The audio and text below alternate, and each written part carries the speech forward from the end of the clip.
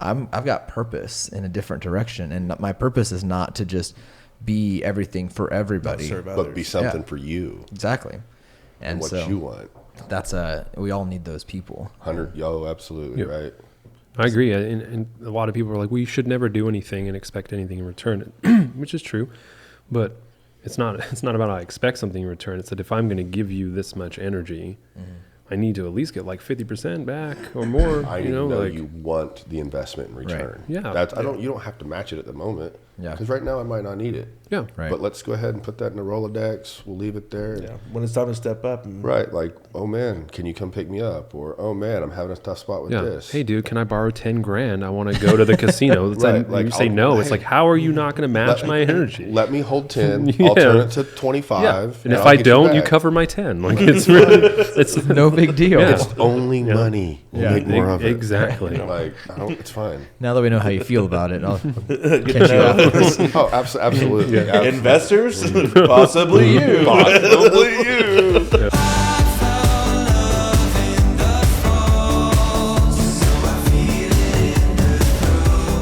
Welcome back to the podcast, Unfiltered with Shane and Taylor. Why is your name first? I don't know. It's usually because I think I introduce it, right? Well, I'm the one who even put it in the system. I don't know why. I guess I love you more than me. Maybe we switch it every time. Just every once in a while, they're like, you're introducing it. Eventually, they're like, hey, you've changed your name too many times on the podcast. You've introduced this one. Well, poorly. You've tried to introduce this one. So, Unfiltered with Tay. No, it's Shane and Taylor. Okay, Shane and Taylor. There's no Shay and Tay. That's personal. Okay. Nobody knows that line. All right. Unfiltered with Shane and Taylor. Yes. So this is episode 3. And actually... We're back. Yeah. By unpopular demand. By unpopular demand. We brought really the only people that watch the podcast. They're actually on the podcast tonight. So one thing that's kind of cool to touch on is our scenery is a little different than last time, huh? Yeah, it is. Same table. Not the exact same table, but same table. We loved the one that we were doing so much we went and bought another one. The original was my dining room table, and now we have an official podcast table. Yeah. And then I spent the last week and a half by myself just building this beautiful studio. How did I know that's where this is going? Okay, credit where credit's due. Taylor and I were supposed to build this studio together. Mm-hmm. My weak immune system decided to get sick. Wink, wink. I just didn't want to do the work. And Taylor, he was literally sick until I'm like, hey, the last coat of paint is on. And then here I come to check it out. But I mean, it looks amazing. We've still got to add a little bit more furniture. We picked up a couple chairs, a table, and carpet goes in sometime this month. If Lowe's sometimes in 2022. Yeah. Got a mini fridge. Yeah. Excited about that. Anyone glass that front. joins, glass front. Anyone that wants to join us can get free water and Red Bull and all that stuff. But it looks great. Lighting's great. Yeah, feels good. I'm excited. And it sounds better. It does sound way better. It sounds a lot better. I love it. So, since I started this thing, I'll let you introduce our guests. Okay. Well, today we got 2 very large personalities. Yeah, personalities. I can dig that. Yeah, got makes sense. 2 very large gentlemen. Try. 2 great friends of ours. Seems to be easier to grab friends right now. The famous people haven't called us yet, but honestly, 2 people that I've been excited since day one to bring onto the podcast. And so, without further ado, I introduce Blaise and Huckleberry Finn. Oh, bring it in. Bring it inside. Ow! Yes, I didn't do it. I dig it. do it. I dig it. do Just spontaneous combustion. It felt right. It did Did you feel feel that? Did you feel that energy that just came through? Chemistry. Came in hot. Yeah, you did. That's what like. What's up, boys? What's How up, are man? we? It is Friday. Gotta adjust your mic, please. It is Friday. A little too hardcore? No, you're good. You're good. I was adjusting my mic, actually. My bad. There you go. Is that what that was? There we go. There Got you it. go. I got it. It is So welcome Friday, to the show. though, Yeah. which I'm excited about the weekend, although I haven't been at work because I've been sick. So Super happy. it's been to Friday have every you day. guys, let us be here. I want to thank you guys for that for sure. Yeah. It's pretty dope. Absolutely. Thanks, Yes. guys. Yeah, I'm just thankful for our friendship. Mm-hmm. You Oh, know, for sure, just right. spontaneously combusted from one meeting and just To- burst into this beautiful flower. Absolutely. That we have now. Flower. Just All each right. petal with just great colors, Yeah. divine energy.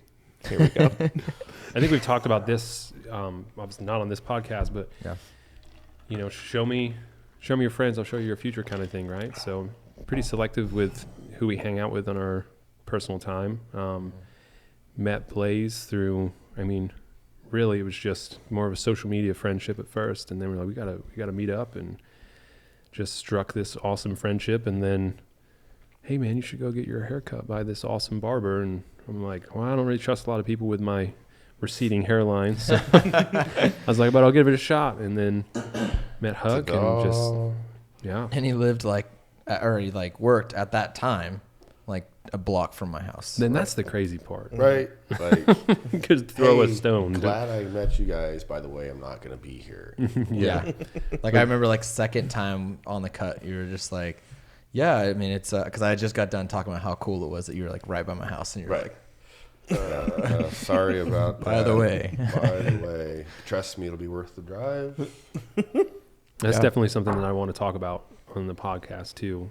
We'll get to that because that it's a vibe for It's a sure. vibe. Yeah. Call it a vibe. I think those are the lyrics. So I think, Blaise, if you just want to kind of tell a little bit about who you are, what you do, what your passion is, and then we'll kind of, Absolutely. yeah. Yeah. Let's see. Blaise is the name. Blaise Huck. Blazing. Blazing in hot. I am me, 32 years old, crushing the game. Always hustling, always crushing it. I'm a car salesman, which is weird. Never thought I'd say that. Definitely never thought I'd say that. Well, what do you sell, Blaise? I sell high-end luxury vehicles. High end. High-end. Top shelf. I sell minis. Cars that he could probably I curl. Right. I just want to hear. I love it. I'm Blaise, and I work at Mini. Yeah. We're not mini. It seems kind of like a practical joke. Hey guys, I'm here to apply for a job. You remember Mr. Incredible? The Yes. Incredibles. Yes. That's exactly what I picture when Blaise steps into him. There's a story behind that. The There's video, a story the behind video in that is hysterical. Absolutely. Absolutely. It's great. Yeah, but I sell minis, man. It's actually how me and Taylor met. Yep. Yeah, work at Mini. I also coach football, which that's what I love. It's what I'm passionate about. That's awesome. Where do you coach football at, Blaise? Coach at Rose Hill High School. Who's Home of who? the Rockets. The alma mater. Ting ting. I love them. There you go. Don't hate on them. I'm not at love them a all. little bit. Love them. Yeah, love those boys. Love my kids. Coach O-line because we're the best. Not a lot of clout, but For sure. prove no doubt. Absolutely. How's a rhyme? And other than that, working out and making good relationships, hustling, trying to figure out my position in this world every day. So I didn't realize you were a gym goer. That's pretty cool, man. not until recently, I guess. Boy, feels like that. So you talk about the O-line. I've noticed too on social media. It's like you don't just go coach, and I mean you seem to on your off time too. Like I've noticed, take him to the pool and take him. I think was it Chicken and Pickle you took him? Yeah, Chicken so and pickle. Yeah, it's pretty cool. It's not just I go Yeah. there 3 o'clock till 5. You seem pretty involved. Yeah, I appreciate that. No, I love that part because someone did that for us when I was in college. We didn't have that in high school. We didn't have that. It was my dad, but we didn't have that. My dad wasn't excited to go let's go hang out on Sundays kind of thing. Just Well, it probably also helps you're a little bit closer yeah, to them. approaches differently. Yeah, 'Cause I'm you're closer not- in you're age not- too. Yeah, right. You're not the head coach. Yeah. You're also not dad. Yeah, I'm a player's coach. Right. 100%. So people love you. For sure. You bring that energy, and those kids are like, Right. yeah, I want to be just like this awesome, Right. big, giant guy. Yeah. Who doesn't, 16-year-old doesn't want that? Yeah, exactly. Yeah, which is I love that part. Right, absolutely. It's like so I decided this year, 2 years ago, every Sunday I'd try to go do something with them. We'd go eat or we'd just meet up or go we went bowling or just weird, off center things. We went and just cooked out at the park one time. Just hung out. Went to the pool. But little stuff like that. I mean, just team bonding for them, just being able to get closer and closer because for the position that I coach, they can only be successful if they're a family unit. Yeah. And I would just try to bring that culture, that BSD culture. But I just, that being able to give kids that confidence and, watching kids grow up and, always being so tentative and not be able, I've literally coached people how to talk to kids, to order food at the dinner table. Absolutely. Things like that. But kids that, just need a little push along the way. Young men to gentlemen. Yeah, that's part I love. Right. Yeah. It's probably a big deal to you, but it's more than likely a massive deal to them, Yeah. Absolutely. Like It's definitely selfish of me, I feel like, because I get like so much in return. Yeah. I love that stuff. But yeah, I've got kids I've coached 4 years when I first started about 4 years ago that still, talk to me and hit me up, and if they need something, they know they can call. So You gonna give him a shout out now, or? oh, who are we gonna give a shout out? Oh yeah. Yeah. Maybe. Noah Boltikoff, my boy. That's right. Go ahead. Yeah. Go Frogs, my man. Yeah, Noah was like my first. Yeah. That's why I said we should talk about it. Yeah, Noah Boltikoff. We want to dive in now. We can dive into that now. Yeah. Yes. Yeah. So Noah, I met him and his father 4 years ago, 5 years ago. No. Yeah. Wow. Holy cow. Yeah. He got old. Yeah, we're getting old. Yeah. yes, we are. Jesus. That's another podcast. Right. Boy. When do we talk about our age? But just met them off chance. Started training Noah, just like as a personal trainer, and it kind of evolved into. I was coaching this position, and then they ended up coaching. They coaching at the high school that he was at. That he was going to high school, so I kind of coached him football, and then ended up getting let go there, and just kind of continued that. It turned into a relationship with the kid and his family. It wasn't longer players, like it's one of my kids. Yeah. I don't have kids, but I feel like if that's the kind of the relationship you have with that kind of Right. thing. Yeah. For that, sure. That bond. Yeah. For sure. And I love that kid. Love him until the day we die. I take a bullet for him. Now he's down there at TCU Yeah, he's down there Dang. playing football. playing football because Is that Blaise right? coached him. Like, that's just the part he's forgetting. He wants to be big and bolsterous in life and in person, but talk about the things he's done. Yeah, he took this kid who didn't know how to look you in the face and have a conversation with you, and he turned him into a young man, and a respectable young man. We That's just amazing. trained with him over the Christmas break while he was up here, and it was fun to put the whooping on the young kid because he thinks us old fat guys don't have it, and we go work him over in the gym, and then you can really see the appreciation in his face. Yeah. Not many young men are like him, so he is pretty special in my book. Think he's got a chance at going to the NFL? I think he does. They just had like a big we just had a big coaching change at my alma mater at TCU. So it's gonna kind of see how he places with. He hasn't even talked to the coaches yet. So it's kind of one of those deals. Yeah, Big we'll see how kid, it raw goes. talent, that's for sure. The most athletic kid I've ever seen, especially with that size, and Yeah. hips and everything. I mean, and kind of built how to flip the switch, and taught him how to do that. And that was nasty right, too. right. Which you have to be pretty and nasty. Right. Maximize your athletic potential in every step. Yeah, we had to teach him how to quit being a bitch. That's what.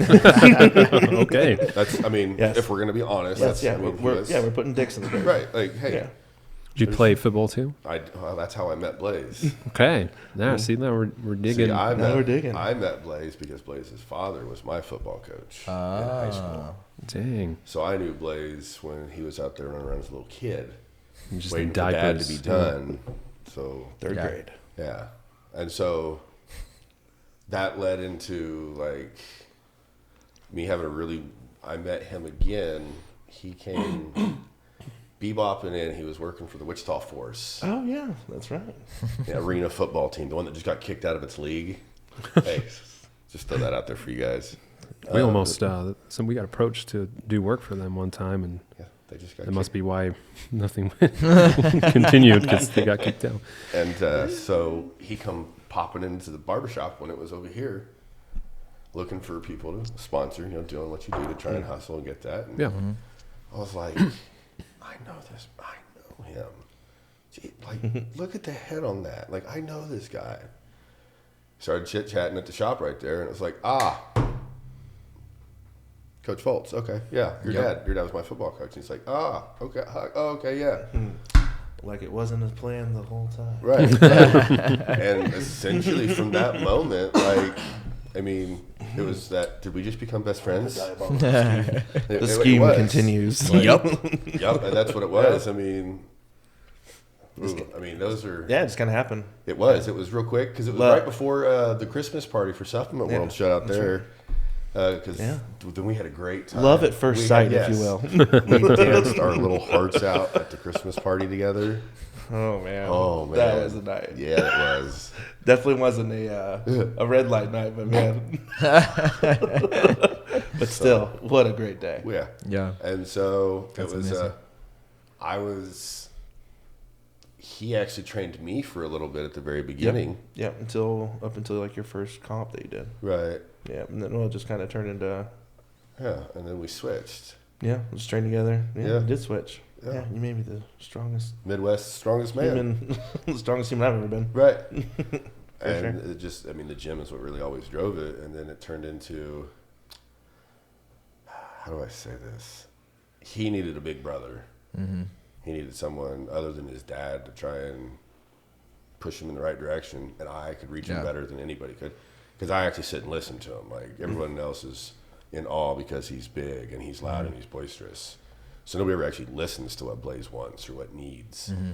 Or they only listen to what he wants and not what he needs. Yeah. Well, then Big Brother comes along. And it's like, this isn't what we're doing. You got so much potential ahead of you. Yeah. Get yours together. Come on, let's go. And we took off. And we went running after that. And been sprinting ever since, bro. We ain't stopped since. Well, it's interesting because like most of like what influence you are in so many people's life is you're kind of that big brother or that like father figure, really. Mm-hmm. So I think a lot of that from him is rubbed off into me too. Yeah, a lot of stuff that he's just kind of taught me innately. Mm-hmm. If we're gonna be honest, we have some tough conversations sometimes with each other, like for sure. And the same like always goes like, call me on my shit. Yeah. Yeah. Otherwise, you're not my friend. You're just letting me live this lie. Yeah. I think I said it yesterday. I said, you're not my friend. I'm not your best friend because I'm a yes man. Right. Exactly. Yeah. Like last night, we didn't want to be in the gym, and it was like, no, we're doing it. Let's get it done. Yeah. All right. Thank you. Yeah, I think it's natural. I don't know whether it's the size, but I think it's natural for people to take advantage of people that are kind, right? Mm-hmm.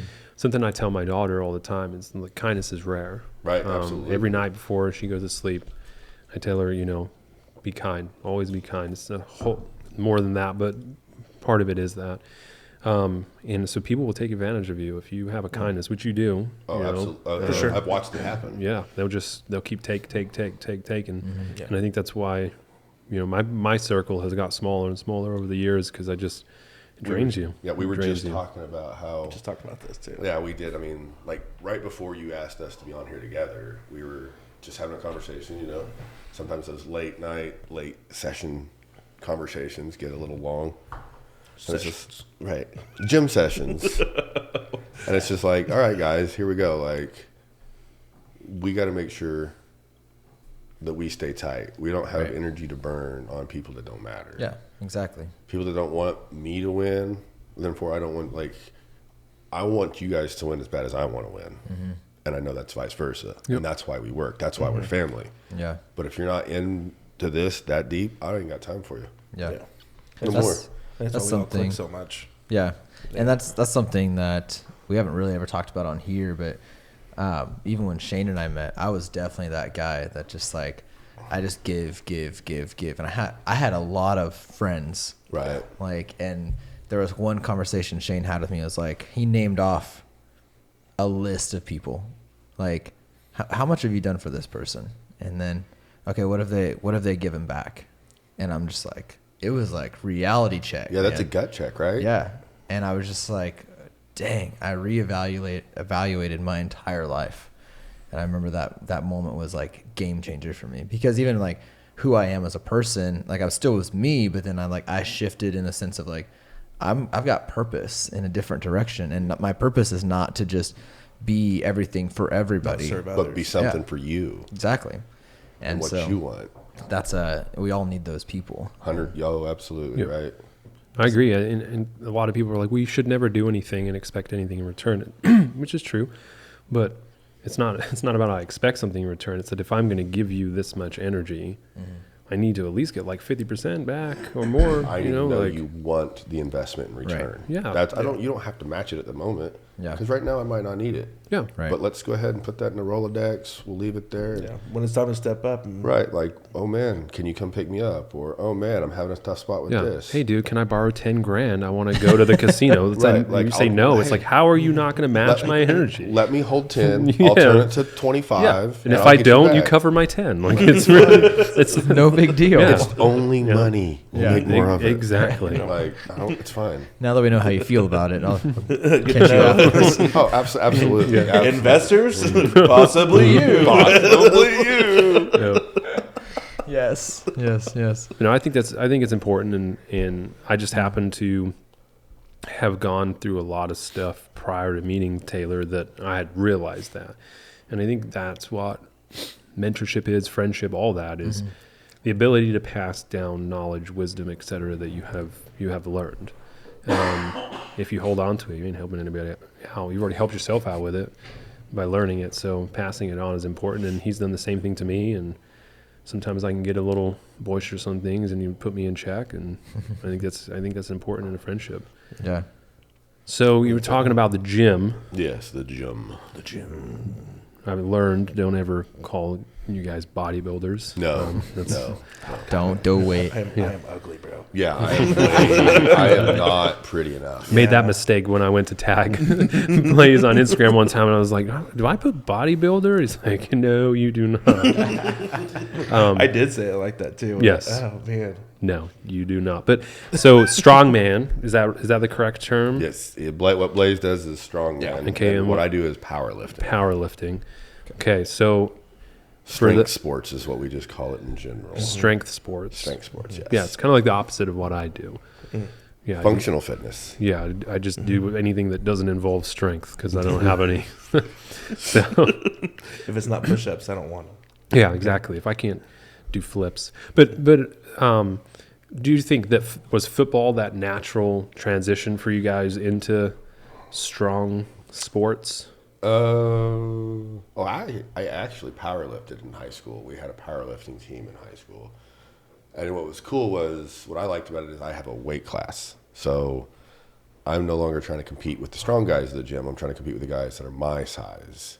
And in high school, I wasn't this big. No.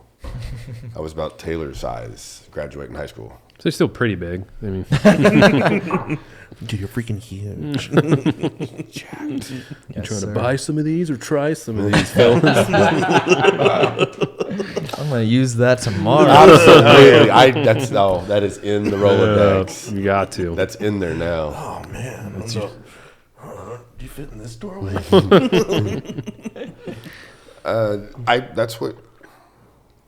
So being little your whole life and working really hard to not be little, you finally find a sport that you do it long enough and you're not little anymore. You just keep doing that. All I got to do is eat. I don't have to do it pretty. I just have to eat and keep lifting. Time, if you keep doing this, no matter what, you're going to get better at it and you're going to get stronger. So I didn't have to have any special skills. I just had to be too dumb to quit. Yeah. So eventually I met my wife and I wasn't even 200 pounds. And now on a good day, I walk around on a wonderful, 245, 250, and that's a great feeling. But it was that drive that I never wanted to be little again, that I was able to just keep going. And then so in the gym, what you learn is everyone goes to the gym because we all have trauma. Yep. It might not be the same trauma, but that's what bonds us all together. Yeah. But there's some stuff. Getting the demons out. Right. And so I don't care why he's there. He's there to let his demons out. I'm here to let my demons out. But we matched energies immediately. We get loud. We get boisterous. We guarantee we always have a good time though. Yeah. It's going to be fun. And that's what drove it was neither one of us wanted to be the one that got shown up in the gym. Clearly I can't lift what he lifts. I try. By God, it doesn't mean I can't outwork him. Right. And so we would try and match each other. I mean, we were doing leg presses, sets, 5 sets to 35 apiece with 6 plates on each side. Just laying on the floor 300 afterwards. day, we called that. Yeah. I thought that was a good idea. Mm-hmm. I love those 300 days. reps of everything. Right. We got it. We can do it. I think there's a picture out there. It's just I think it was a crime scene. Yeah, it looks like it. I always my hardest thing. It's weird. So I started off chubby kid. I've always kind of had a little extra, even through playing soccer and stuff. It's probably like I grew up and played like Olympic development program and stuff like that, but I was always a little slower just because I never really cut the weight. And then I joined the Air Force, and I started off my first week. We had to run a mile and a half. Ran it in like 12:20. By the time I graduated, I ran it in 8:20. So I found out that okay, I can run, and it's just from like having soccer lungs and legs and stuff. Aerobic capacity. Yeah, exactly. But then I continued running, and then when I got out, I kept playing soccer. So I'd run like 8 miles in the morning, go to work, do PT at work, then I'd run to soccer practice, play soccer, and then I'd run home, and I got down to like 156. Good night. And then, yeah, it was ridiculous. And then I couldn't, mind you, I'm like 6 foot. I had a 28-inch waist. And then I found the gym. Right. And man, I tried to get big. I did my best. And it wasn't until I deployed that I managed to get up to the biggest I've ever been. I've been there fat twice and jacked once. And it was 209. Attaboy. I hated it. It was hard to breathe. I couldn't breathe. Probably I couldn't sleep. I couldn't run. There was so many things that I just was not enjoyable. Yeah. But then when I would cut down to like usually I cut down to like 185. Man, I looked shredded. Mm-hmm. Just looked shredded, juicy. Yeah. Yeah, and you got the right height too. So right. Yeah. But then I went from this chunky kid to now it's way easier for me to cut up than it is for me to get large. People always say, "Oh, women are like fine wine." No, homie, I'm looking around the room. Those fellas are aging nice. Yeah. Like we look pretty compared to where we looked 5 years ago. Oh, bro, that's for sure. I mean, I got pictures and I'm not showing them on here. No, for sure. I'm about to find me a picture real quick. You guys keep talking. Like the funny conversation sometime you'll have to have with my wife is ask her if me 15 years ago she ever would have looked at, and she's like, God, no, not at all. No way. Baby Huck. Absolutely. Yeah, Baby Huck. Like I look at pictures of me. You're like, I wouldn't be with me. Right. I'm like, man, I do kind of look sick. I am pretty skinny. Like, I'd pass him by too. Right. It's a good night. Where's your mustache? Oh man. Okay, I got this picture. We can put it up on the screen. Put it up on the screen. This is me in England. I don't even know how many years ago. Look at my baby self, dude. I got curls for the girls. 10 out of 10. I would smash. I'm just letting you know that. Look at me. 10 out of 10. Oh, little baby me, man. Miss Davis, you gonna prom with me? Look like I know what I'm gonna dream about tonight. Bro, for real. Look like I got a salute? Look like I got a toupee on my head. A toupee. Yeah. Oh man. Yeah, so we've talked a little about like the weightlifting, but Huck, tell us a little bit about who you are day to day, what you do, that kind of. We kind of gave it away a little bit, but tell us your passions. Tell us. So, I mean, my passions are y'all, man. My passions are life, but what I do is I'm a professional barber. The barber shop at Standard Issue, 924 East Douglas, Wichita. Come see me. Hey, there we go. Shout out. Shout out. Hey, I'm going to be shameless on it. So I started off. Oh man! Wow. All right. Fast forward to the stuff that doesn't matter, and I got to an opportunity finally. Oh, I can go to barber college. I've wanted to do this. Whatever. I illegally cut hair for a long time. Yeah. Without a license. Oh no.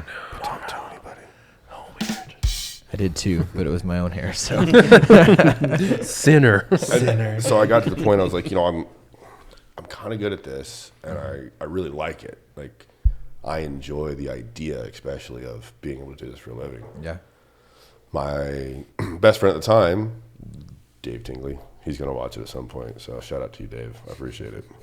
Is that your camera? I don't know. That's his. That's his. It's got to be my camera because I am not tall enough for that one. Nope.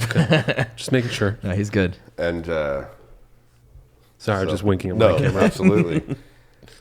And he was like, "Well, Huck, Go get your license. I'll give you a job. Bet. I got you. You got enough faith in me to do that? All right, I got you.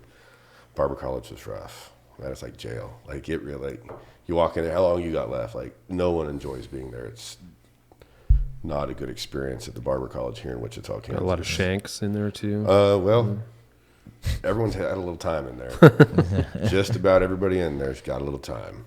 Couple teardrop tattoos. So, I mean, that was rough because Barber College is a full-time gig. That's 9 to 5. Really? Yeah. That's insane. Plus every other Saturday. Oh, yeah, I'm also a husband and a dad of 3. Oh, dang. So I got to work. I got to hustle. So are you cutting people's hair in there eventually? Oh, absolutely. And it's not even eventually. It's like, cool, you have a 30-day orientation class where you watch people cut hair and you learn. Is that place making money? Are they charging people to come in and get haircuts? $6 a haircut on top of the $20,000 I pay them. And then are you getting any of that money? Shop. I get nothing. Dang, that's immediately where my mind went. Hoping and praying for a tip. Getting to the point as you're an older senior in the class or something that I ain't cutting hair. You tipping? No, I ain't cutting your hair then. You finally get to that point because you do. You pay $17,000, $18,000 to be there. Really? Half the time they didn't have the products behind the bar for me to use. I had to get my own neck strips. Dang. And then they charged people $6 for me to cut their hair. And they keep that. Right. And then on top of it, you get, I don't remember the number, you get X amount of hours of sick leave essentially you're allowed to miss at Barber College. And then every hour after that, they charge you $10 an hour that you miss. What? And at the time, they were the only spot in town, only spot in Kansas for me to get a barber's license. So it was like, all right, well, this is how bad I want to do it. Is I'm willing to put up with this. I would work all day at Barber College, get off Barber College, go bartend and run a bar from 6:30 at night till whenever we were finally done. Yeah. Go home, sleep a couple hours, back at it. I mean, it got to the point where me and my wife didn't see each other from Thursday until Sunday. Dang. I was going to ask about that. Because of the way the schedule was, it'd be the weekends. Well, that's big money days. Yeah. At the bar. Well, it's also my Saturday to work at Barber College. So I'd work Friday, get home 4:30, 5 o'clock in the morning, got to be back at Barber College 8:45. Do that till 3 o'clock. I might go home and catch 3 hours before having to be back at work at the bar at 6:30. So it was a year of that. Yeah. And it's a long year. It is a long year. Also in the middle of that, I got married. Oh, man. Planned a wedding, a full-blown masquerade formal ball. Yeah. Dang. Like, we went big. We were, all right, we're going to ball out. We love each other that much. We're going to let everybody know. Yeah. And so it was like, I knew I wanted to do it, and I knew I had a great shop to come to. I mean, Dave out here had really got it down. Like, the shop's busy. You come in, I make sure you got good hair. You're going to make money. Yeah. You're going to do well. And I first started, and I was doing all right. I still had to have a second job for a while, making pizzas, AJ's at the alley. AJ's. Just shouting out everybody. Hey. Mad sponsors today. Every one of these people I mentioned, gave me a shot, gave me a hand, saw that I was struggling, and knew I'd work hard for it. So I do appreciate everybody who's reached out. No, that's good. Because without people like that, I wouldn't have made it. Like, that's how close me and my wife were sometimes. Like, cool, we paid rent. I'm not going to eat dinner tonight, but you guys get to. Like, yeah.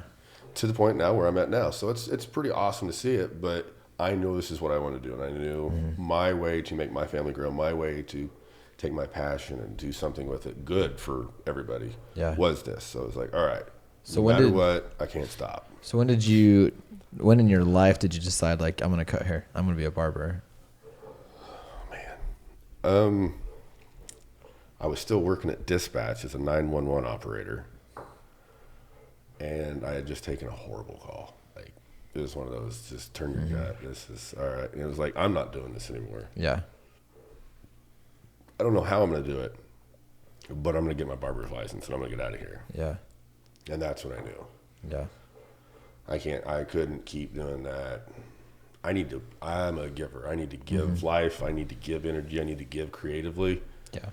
I worked in a spot where all I heard was everything getting taken away. It was turning me into someone who I didn't like who I was becoming. So I had to get out. I had to have that creative release. Yeah. I mean, people say I'm mean. People say I'm scary. But if you're on my side, bro, I got you till the end of time. Yeah. Yeah. nothing but a teddy bear. So like the destructive side, I don't like. Mm-hmm. Don't like showing that side. No, not at all. But that's what it was turning me into. Well, it's good that you realize it, though. A lot of people, it's scary to move on, do something different, and you had to struggle to get to where you are now. When my director fired me, because I didn't quit, he fired me. I thanked him. Thank you. I never would have quit this job because I had to have the job with insurance because of being a dad. Right. So, and it was steady. I wasn't going to get fired. I was really good at my job. So if I didn't want to be there, it was going to be something I did. Yeah. That's a tough spot to be in too. Like, this isn't where you belong, but you're like, I have responsibility. So sometimes just it being kind of taken from you, it lunges you into that. I think you know that from personal experience. I understand that life. Yeah, that's how I get my perspective on that's how I judge you as a character. Like, are you willing to do what you have to do? Yep. To take care of your responsibilities? Because look, man, them kids didn't ask to get brought in here. Right. I got to do whatever I got to do. Yeah. Now, if I get to be happy and do it, hey, it's a win-win. Exactly. But, that's why I didn't become a barber until later in life. I had to wait till my kids were older where I was in a more of a situation to... Right. There's just so many things that, as I make friends, and I even watch some of my family go through it, that I joined the Air Force at like 18 years old, 19, and I never have to worry about health care. I mean, really have to perform a criminal act to not have a job anymore. Right. But I think the thing that helps me understand is that I watched my mom go through a lot of stuff, working 2 jobs, and, she didn't have a college degree, working her way up from, sleeping at my nan's house, grandma's house, to a tiny crappy apartment, to a little bit better of an apartment, to a really nice house. And then she ended up getting a divorce and then had to get rid of the house, and we started all over again. Right. And then watching her work 2-3 jobs, always presents under the Christmas tree, always getting birthday gifts because she's constantly working. That always sits in the back of my mind. I haven't had necessarily the same struggles, but I always look at people that have, and I'm like, I don't fully get what you're going through, the personal pain, but I get it from the sense of, like, I watched my mother go through that. It resonates still. Yeah, it does. It does resonates. resonate. Yeah. So, like, going through all that, that's tough. And then now you're successful. And yeah, now I was given the opportunity to be down at the spot where I'm at. Yep. That is, truly the universe lined up and just made it perfect. Like, I couldn't ask for anything more. Yeah. And it is a I might need another barber in chill another month spot. or 2. It is. You what? I might need another barber in another month or 2. Well, I can tell you this: I ain't paying $20,000 going to prison just to come help you out. So I will Photoshop a license for myself and come cut some hair. Pat, perfect. Yep. Hopefully he already has his license, because you just trashed barber school. Yeah. Well, Ain't nobody going to get it now. No, the good news is now we're not the only. That's not the only spot around town. There's a couple other spots you can go now, and actually, That's good. like Paul Mitchell now has a program where they might not be getting as much cutting experience, but you're getting the education. That's good. Because there's nothing that you're going to learn cutting wise that a crash course in the barbershop's not going to give you. Yeah. Like, I can teach you to cut hair. I need you to go to that school, get the education, and get the state license. Yeah. So that's the hard part. And Yeah. then COVID messed that up. They're having a hard time getting models, people to go in there and get their hair cut for the students to get practice on. Yeah. So When I lived in Hayes, I was good friends with the owners of the Hayes Academy of Hair Design, which one of the owners was always trying to get me to. He's like, dude, you would be great at cutting hair. Like, I would knew agree. You would be. I think it would be fun, and I literally almost like took that step. It wasn't barber school; it was just Hair school. Yeah, hair school. Yeah. But I was always asked to be a model. Like, Well, just look like at you. You got that beautiful long, thick hair. And I think what really The like voluptuous. Magnificent. I think what drew me like them to me too is like I connected with them well, but I was always like trying new things. Like, I went through all the emo stages, like all the different hairstyles. I mean, to be a barber today versus what it was, for the barbers growing up, like I would have went to like No, man. Now you've got to be fashion forward. You've got to know what's going on. You've got to be with the trends. Yeah. And if you're not, You got to be able to cut the Dr. Phil. right, you got to be able to cut the Dr. Phil. You also got to be able to, do a gentleman's haircut, but you also have to be able to, because these men are going to ask you, what should I do? Yeah. I've had to explain to guys like, well, I think you should probably wear, you're going to this kind of event. Well, this is what you should wear, and this is how you should wear it. Yeah. It's a big deal. You come into my shop, I'm at your service to make you today's gentleman the best I can. Yeah. So Chop it up. Yeah, and that's a lost art as well. Yeah, it really is. Being a gentleman. That was something that, so when I came to the barbershop here in Andover, which I'll say, because I didn't know you. Sure. So the only reason, one, I trusted Blaise. He said, hey, go check out my boy Huck. And he said, well, it's his boy. So I'm like, I'll go check him out. And then I realized it's right there by my house. Right, right next door. If it would have been out west, I don't know that would have been a thing, but it's like, I went there. And then one of the things I noticed was that, dang, one, it felt kind of like a tattoo shop at first. Oh man, we hear I walked that in, and I'm like, all the time. Okay, I like this. And then just when I was getting my hair cut for the first time, this other dude, I don't know the name of the red bearded dude right across from you at that time. Clinton. Yeah. Yeah. So Clinton was there. Chair was open. This dude walks in, doesn't do anything. He just takes his jacket off, goes, sits down, and I'm like, oh, there's no waiting on the side. It was a different kind of vibe. And it was he came in, sat down, knew what he was doing. He was out. I think it was 5 minutes max. I'm like, what? It was what I had always. Yeah.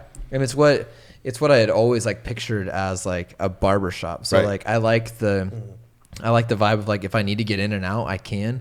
But also there's conversation. And I've sat in hair salon chairs. And I had a friend that cut my hair for a while, and we could have good conversation. But if I go sit and talk to people, just the random hair it's just awkward. It's just small talk. Yeah, it's nothing. And there's no substance. Yeah, and I can definitely in those situations I can become very introverted.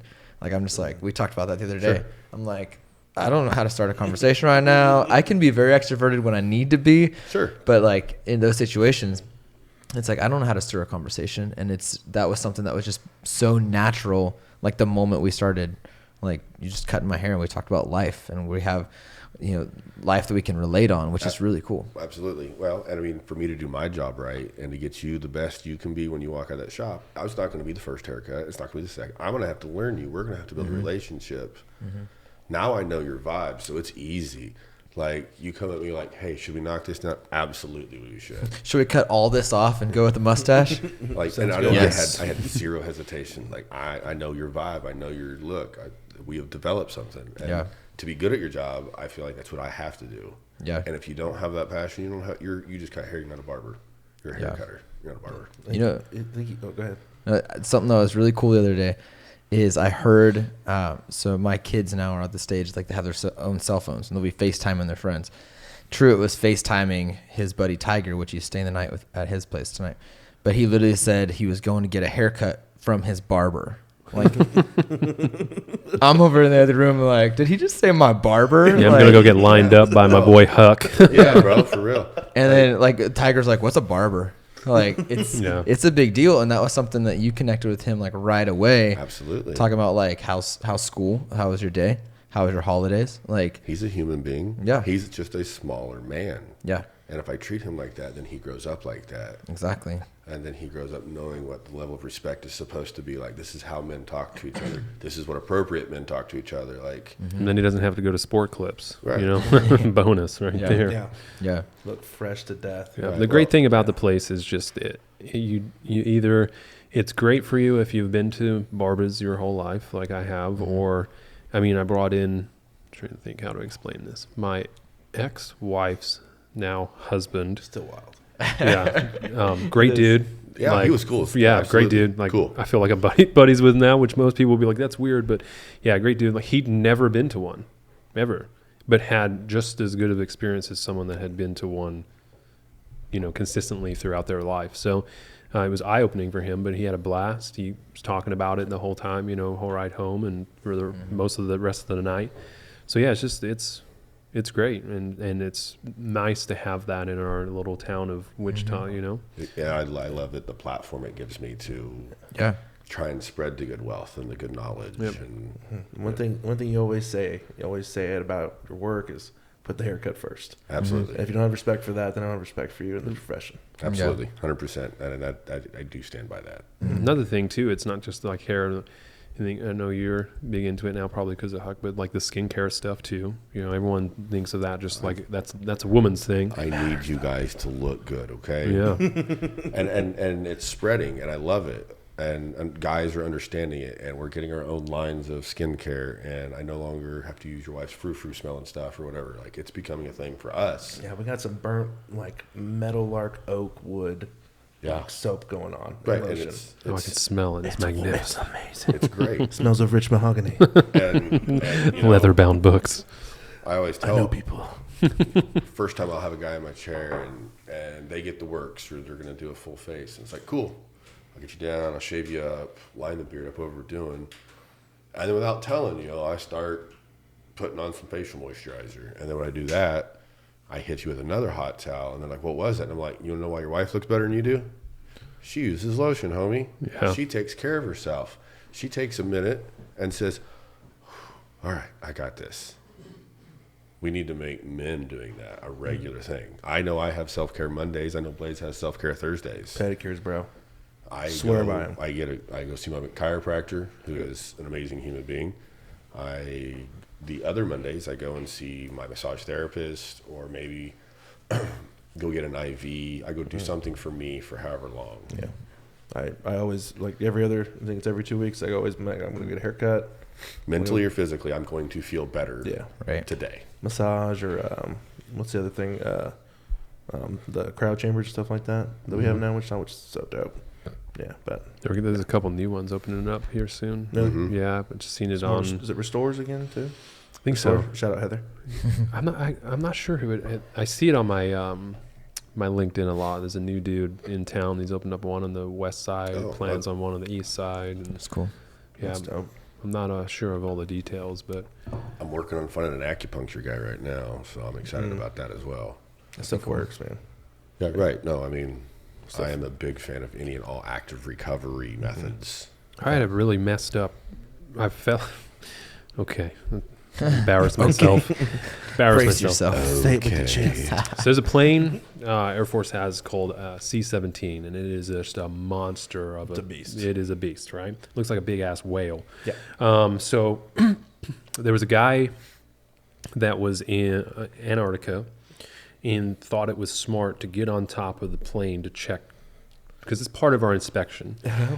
Not realizing that, it's cold, it's icy, and we didn't have to mandatory wear these harnesses if you were within the black lines. Well, dude slipped.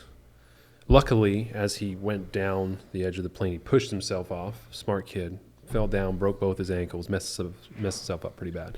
So then they made it mandatory to wear these harnesses, but we hadn't been wearing them for so long that they were trash. So I get out there and I clip the first clip in, and they had caused so much slack from just sitting there. I tripped over, and when I tripped over the harness, my foot, as I went to plant it to save myself, easy step, that got hooked on the other harness I was supposed to clip in behind me.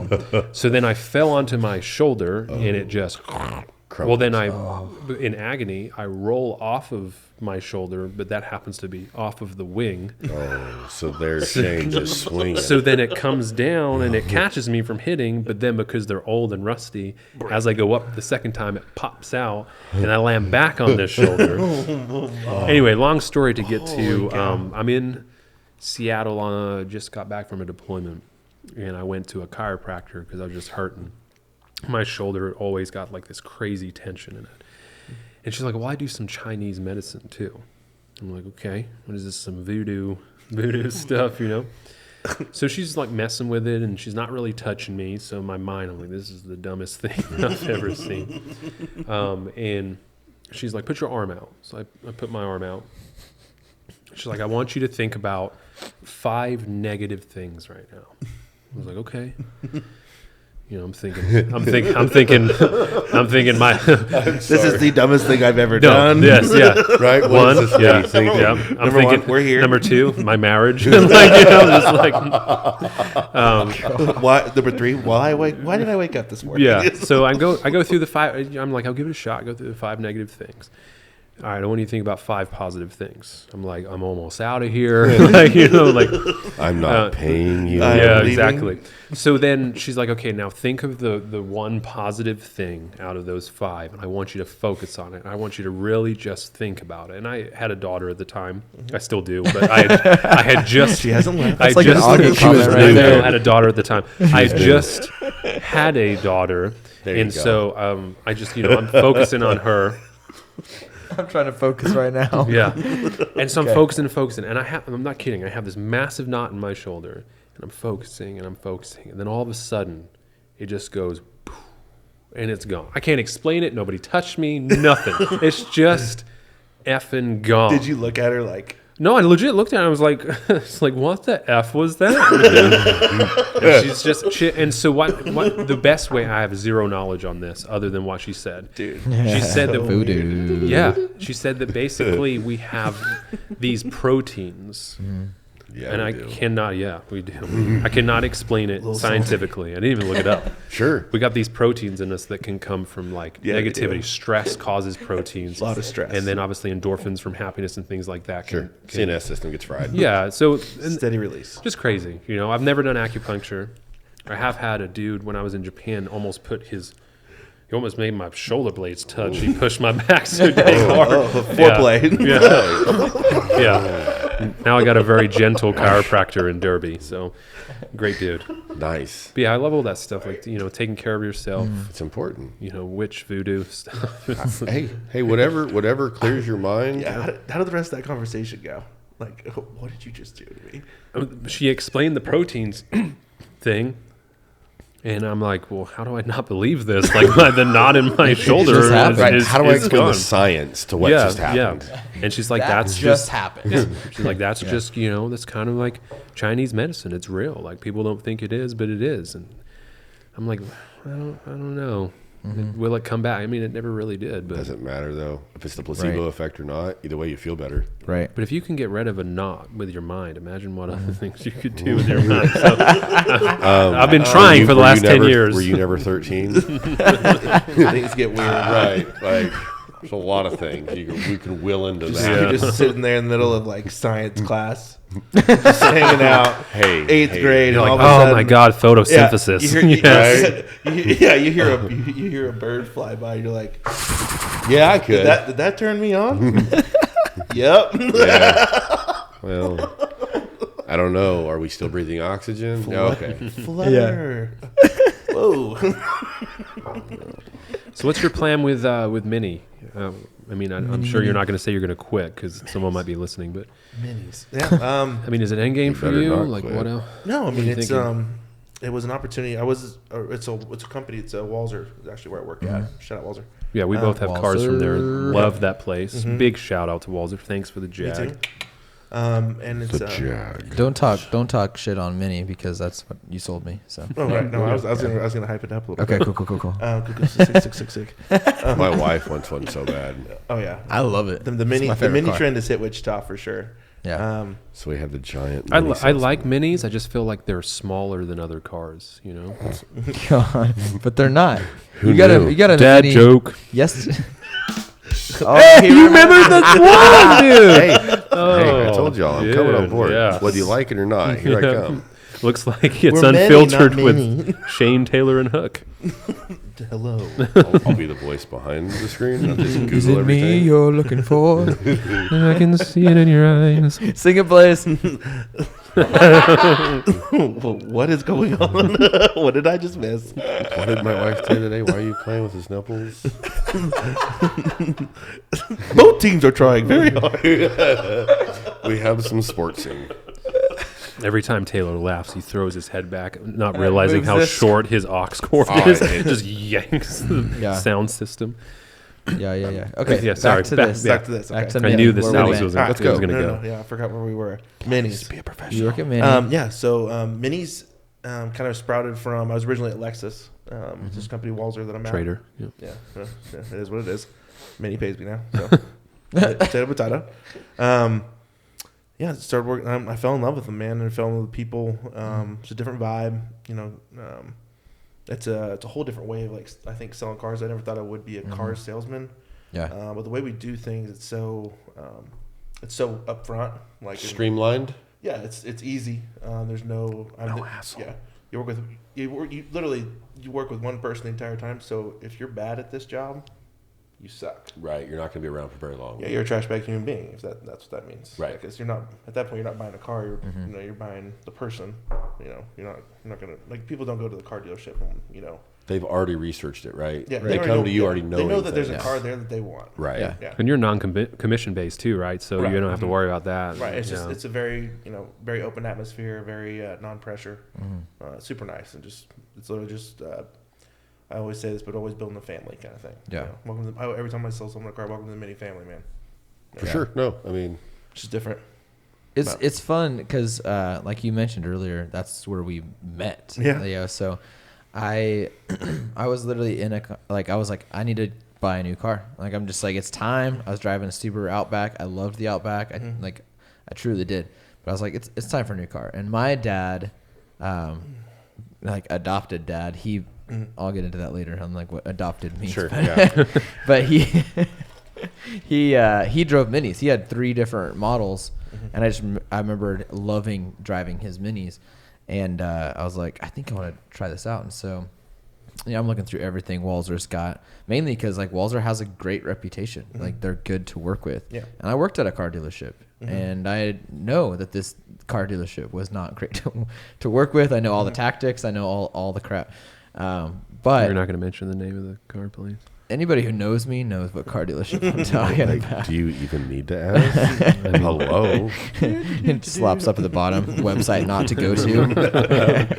Right. Looking Not plug this in.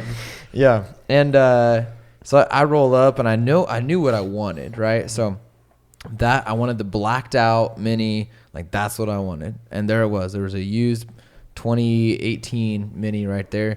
And then all of a sudden I hear somebody just like, I think you said, like, how's it going, Bubba? Or something along those lines. Sounds like Blaise. Yeah, that checks Bubba. out. What's up, biggin? I look.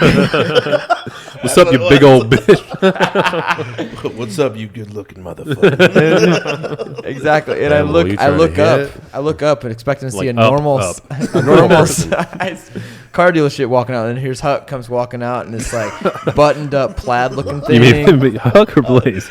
Sorry, Blaise. It would have been like, Yeah, so I see Blaise. I'm looking at Huck, but I'm talking about Blaise. And I see you come walking out, and skinny jeans that were tighter than mine, and that checks out. boots.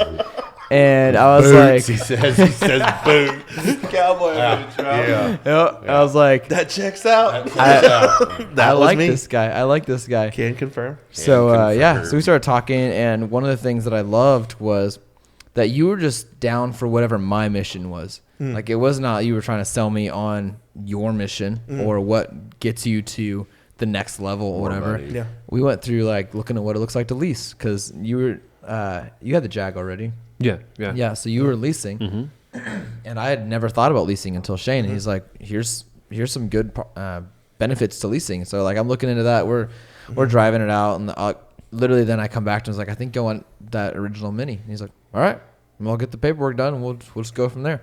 And it's like, I remember working in that industry and how much of a pain that was. Like, customers come back in, re-sign paperwork because they didn't actually get something approved that they thought they did.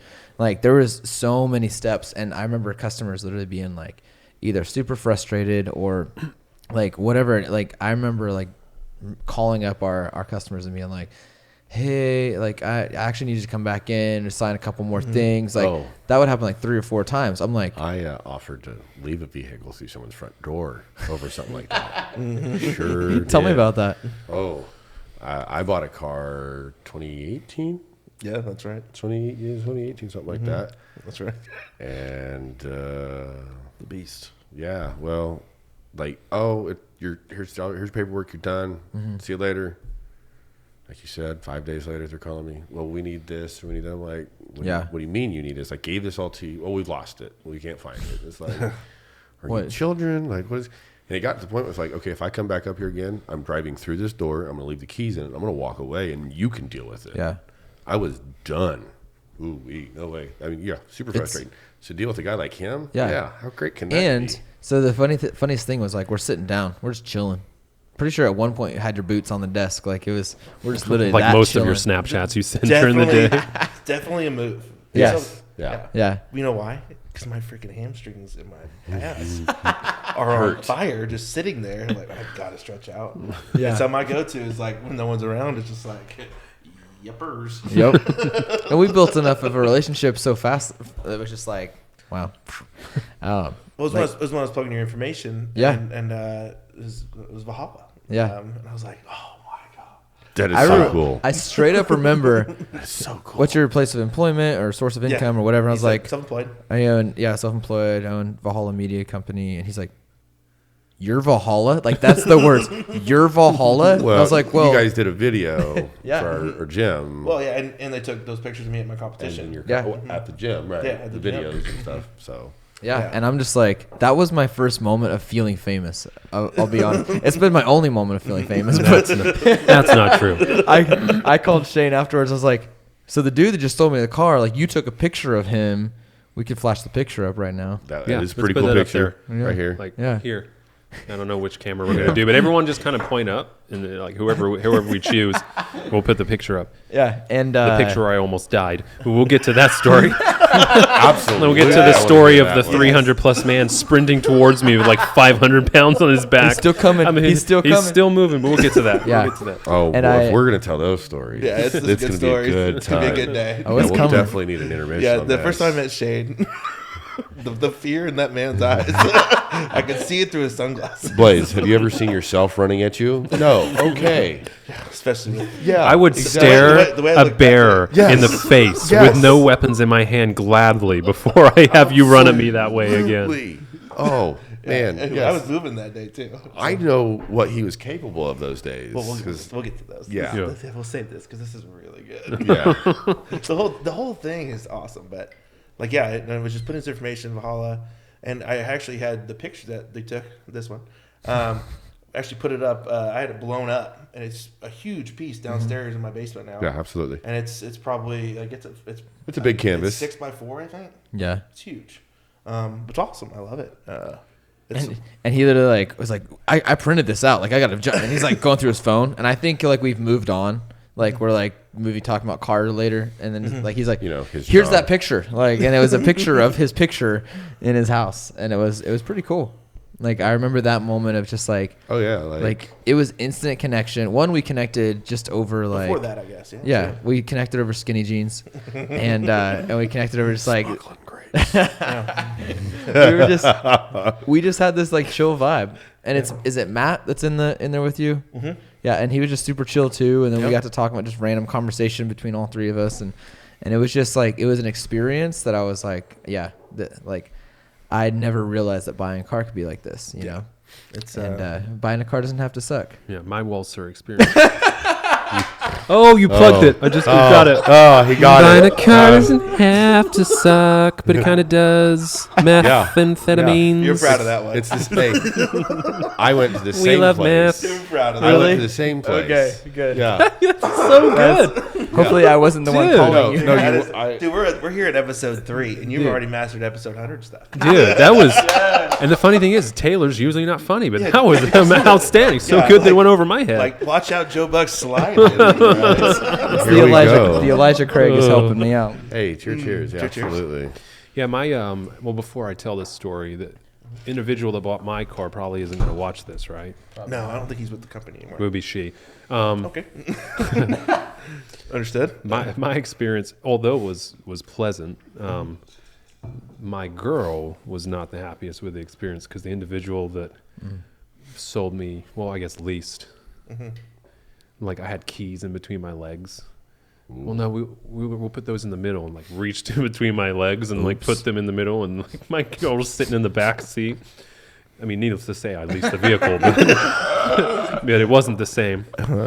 Man, I would sell so many cars if I was a woman. Yeah, she didn't wear skinny jeans. She wore skin tight gym leggings, tights with boots. No. Boots as well though. She wore boots. So maybe cowboy boots. Blaise, if we were girls, we wouldn't have jobs. We'd have OnlyFans. If I was a girl, If I was a girl, I would make so much money on OnlyFans. We'll drop your OnlyFans link here later. I can if I had one. If I was a chick, because who's going to pay for a dude? No, that's not what they do. It's not.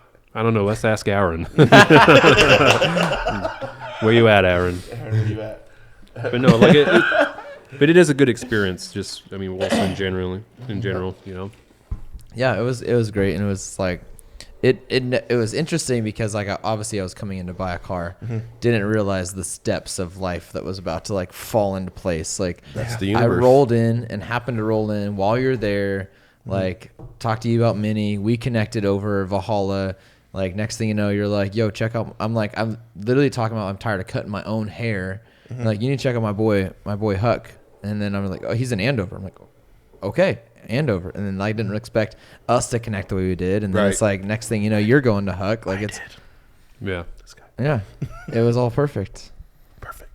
Just a little bromance just fell in 100% the perfect storm, right? Yeah, we went full circle. Now we're standing here. We're sitting here at a table. Yeah, show you my friend, show you who I am. Right. Yeah. And now we're planning on taking over the world. Yeah, exactly. I mean, still, that is what we're doing, right? World.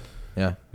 I mean, that's the plan. Subscribe if you want to see us take over the world. Absolutely. Like, subscribe. This is going to be great shit. Set your alerts. Hit the bell notification button. No. So the plan, though. Yes. What your plan is? That was the original question. Yeah. So Mini, it's what I'm doing now.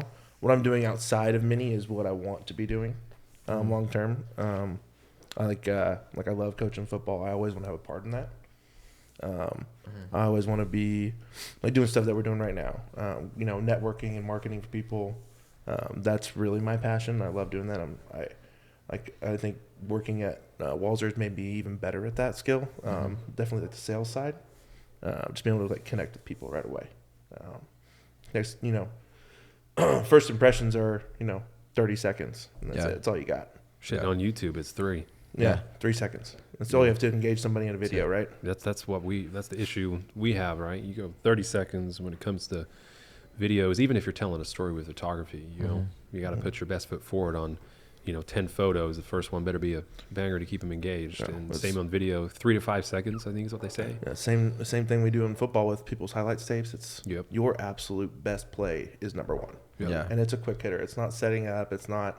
It's here's the first play from the snap. It is. Boom. It's one of the reasons we put something funny at the beginning of our podcast before the podcast starts. Right. So now you know our strategy. So you're giving away our secrets. We're just drawing you in. You're welcome.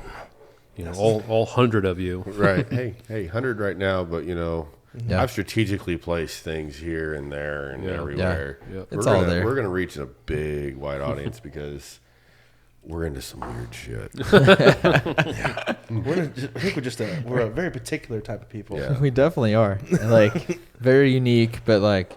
It's a vibe. Yeah. It's a vibe. It's very different than like, than what we grew up watching on TV, I guess. Like the typical, this friend group. Yeah. Yeah. Well, and also this like... isn't Saved by the Bell. No. And even just like men in general growing up watching who men are on TV. Like, one... I hate sitcom husbands or fathers. I hate it because we're just supposed to be dumb. And, good thing my wife's here to boss me around. And love your dad. Like you'd love your kids, and that's like the most top priority. And forget about yourself. Like, no, man, this isn't life. Life is... Here's a life lesson at the end of the episode. Well, and that's just it. They never struggled. Never, not once during an episode. Like the kids might have a struggle, or something might happen to the family, but you never saw. You always have the superhero, right? Well, you never saw dad like struggling. Like I can't do this today. Yeah, I don't know how mortgage is getting made. I don't even know how we're getting dinner tonight, but I'm gonna get up and go to work. Yeah, like you never saw that in real life, but now today. We get to have stories and we get to talk about, man, I didn't want to do it, but I knew the only way I could. And so now you learn like, oh, I'm not different. Everybody does that. Everyone has their moments. Absolutely. We're much more real now. And then I also think dudes have gotten better at celebrating themselves. Yeah. I don't have to have some. I think we've empowered people. I think we've empowered ourselves. I think that's visible. Right. Yeah. I mean, we're not. I don't. Confidence. We never have a problem. Like we used to have a problem with confidence. Right. And now, good luck eradicating that. Yeah. Yeah. What is it? Ange says, "Never met a mirror I didn't like." Yeah, she's always like, "You guys really like mirrors, huh?" Yeah. Well, Yeah, when I was I didn't used to. when I was Yeah. 140 pounds, I hated mirrors. Yeah. Didn't used to. I didn't like looking in the mirror. So. And hey, I might not still be pretty, but I think I am. Yeah, I think you are Yeah. too. And I think it's been cool to see, like, I mean, at least the group that we like We roll with our crew. Like, it's men, like, we're cool with actually admitting we're struggling. Like, Right. because every one of us have just bad days. Like, we're going through, like, how the hell am I going to get through this day right now? Right. Like, How am I dealing with this? yeah. And then, like, literally, you hit me up on Instagram, like, bro, if you need to talk, like, talk. Like, I was just, like, quiet for a while. And you're like, Yeah. You're like, where hey, have man, you been? You've been kind of quiet. And I'm like, actually, like, how does anybody even, like, Yeah, you told me about sense that. it, feel it, whatever? That's yeah. why, because you're my friend and I pay attention. Yeah. And Because that's, you're worth my attention. yeah.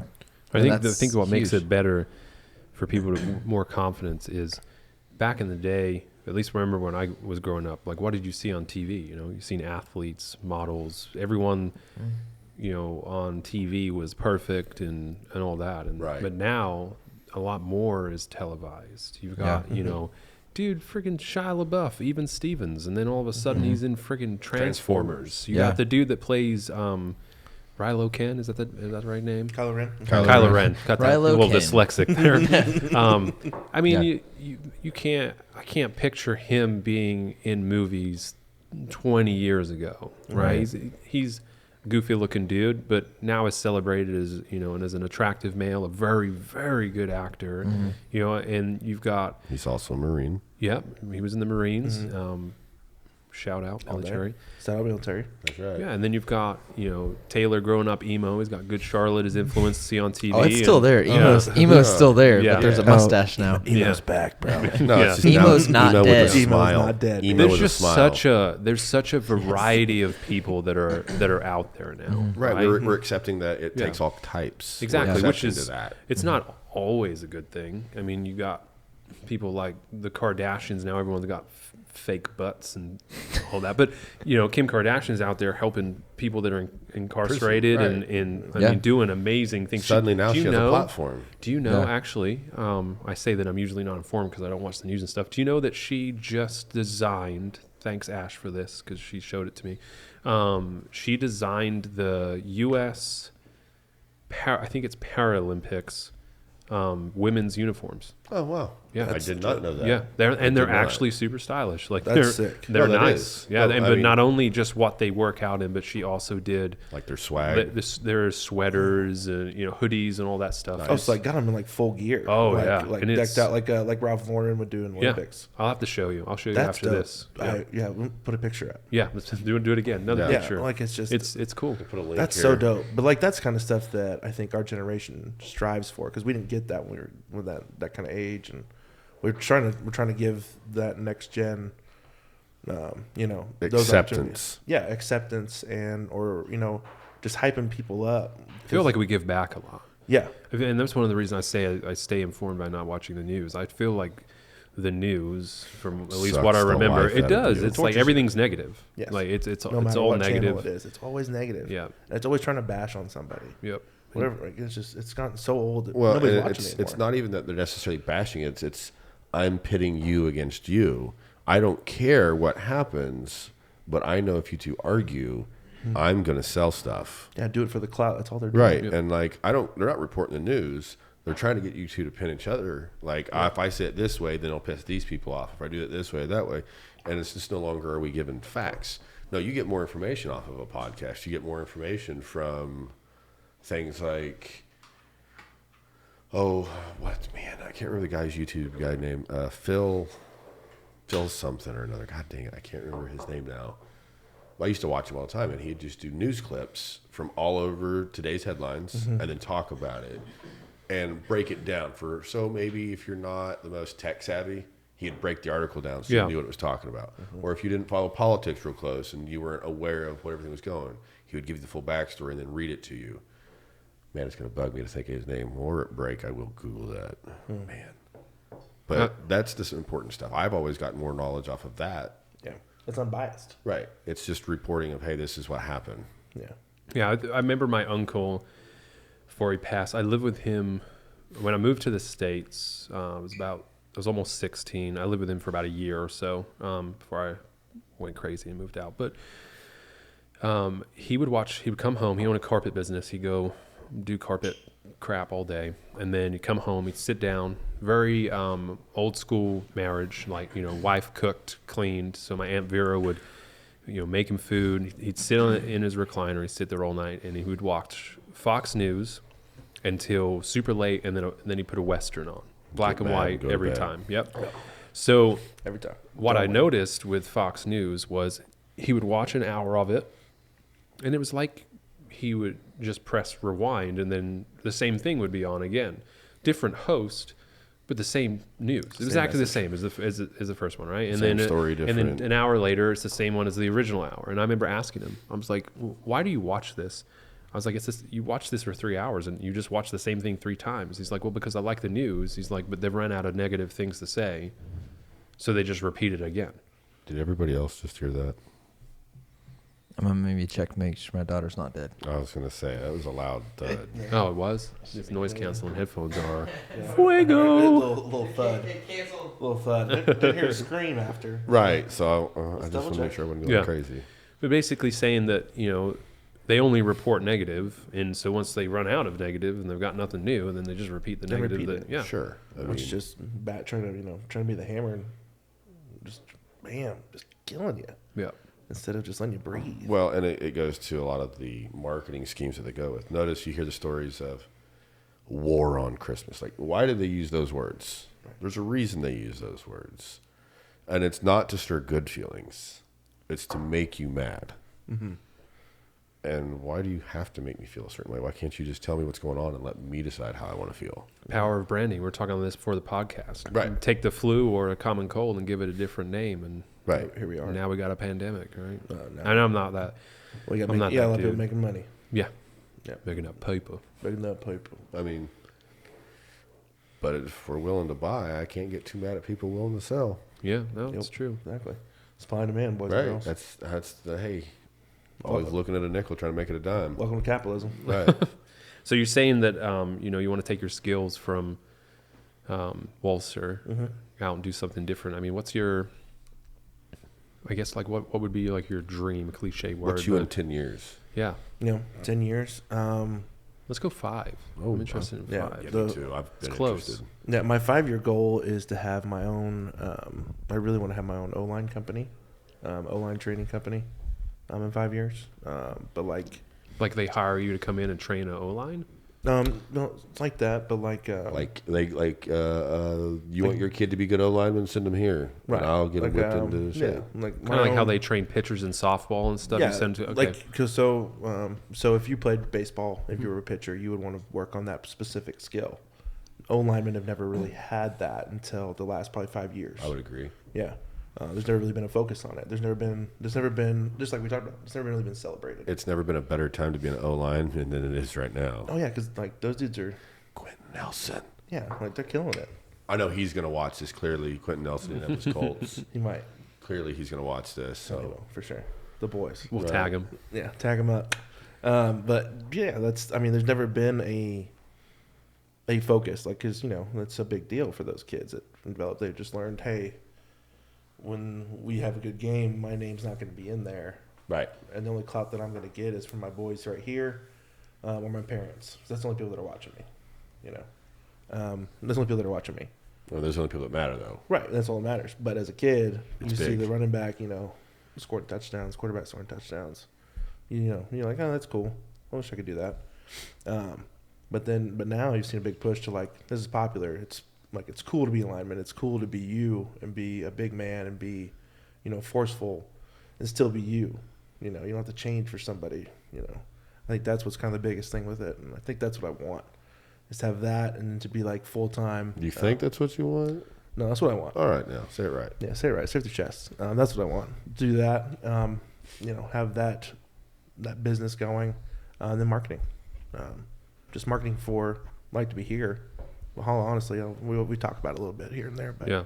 down the road, like I'd love to do that. Just that's what I'm passionate about. So doing those both full time and just loving it, it's kind of the dream.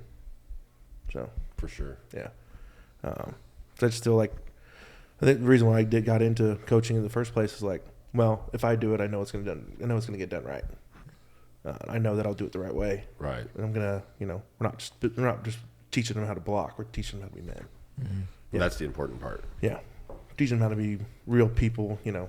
I've had countless parents come up to me and say, my son makes his bed every morning. He comes and sees me, comes talks to me. His grades are better because it's a standard. Right. And that's kind of what I've always pushed whenever I go into a program. When I got to Rose Hill 3 years ago, was we're building a culture. You're not just blocking for this year. You are part of the group forever. We still have alumni coming back to watch games and stuff, and that's what you want. You want to have that family, right?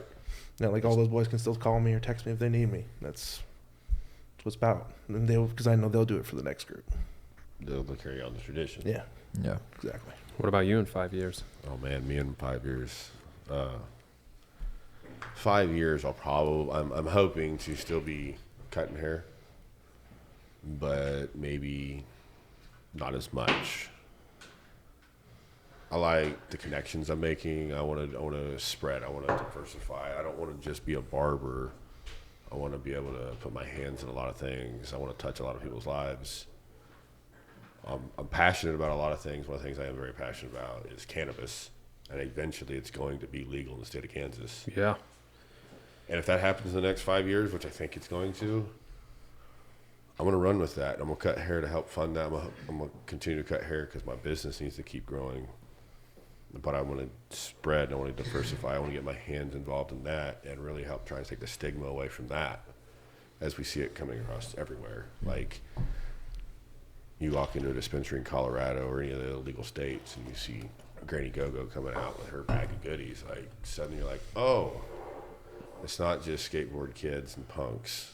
Or emo kids. Right. I'm proud. Emo, I'm proud, bro.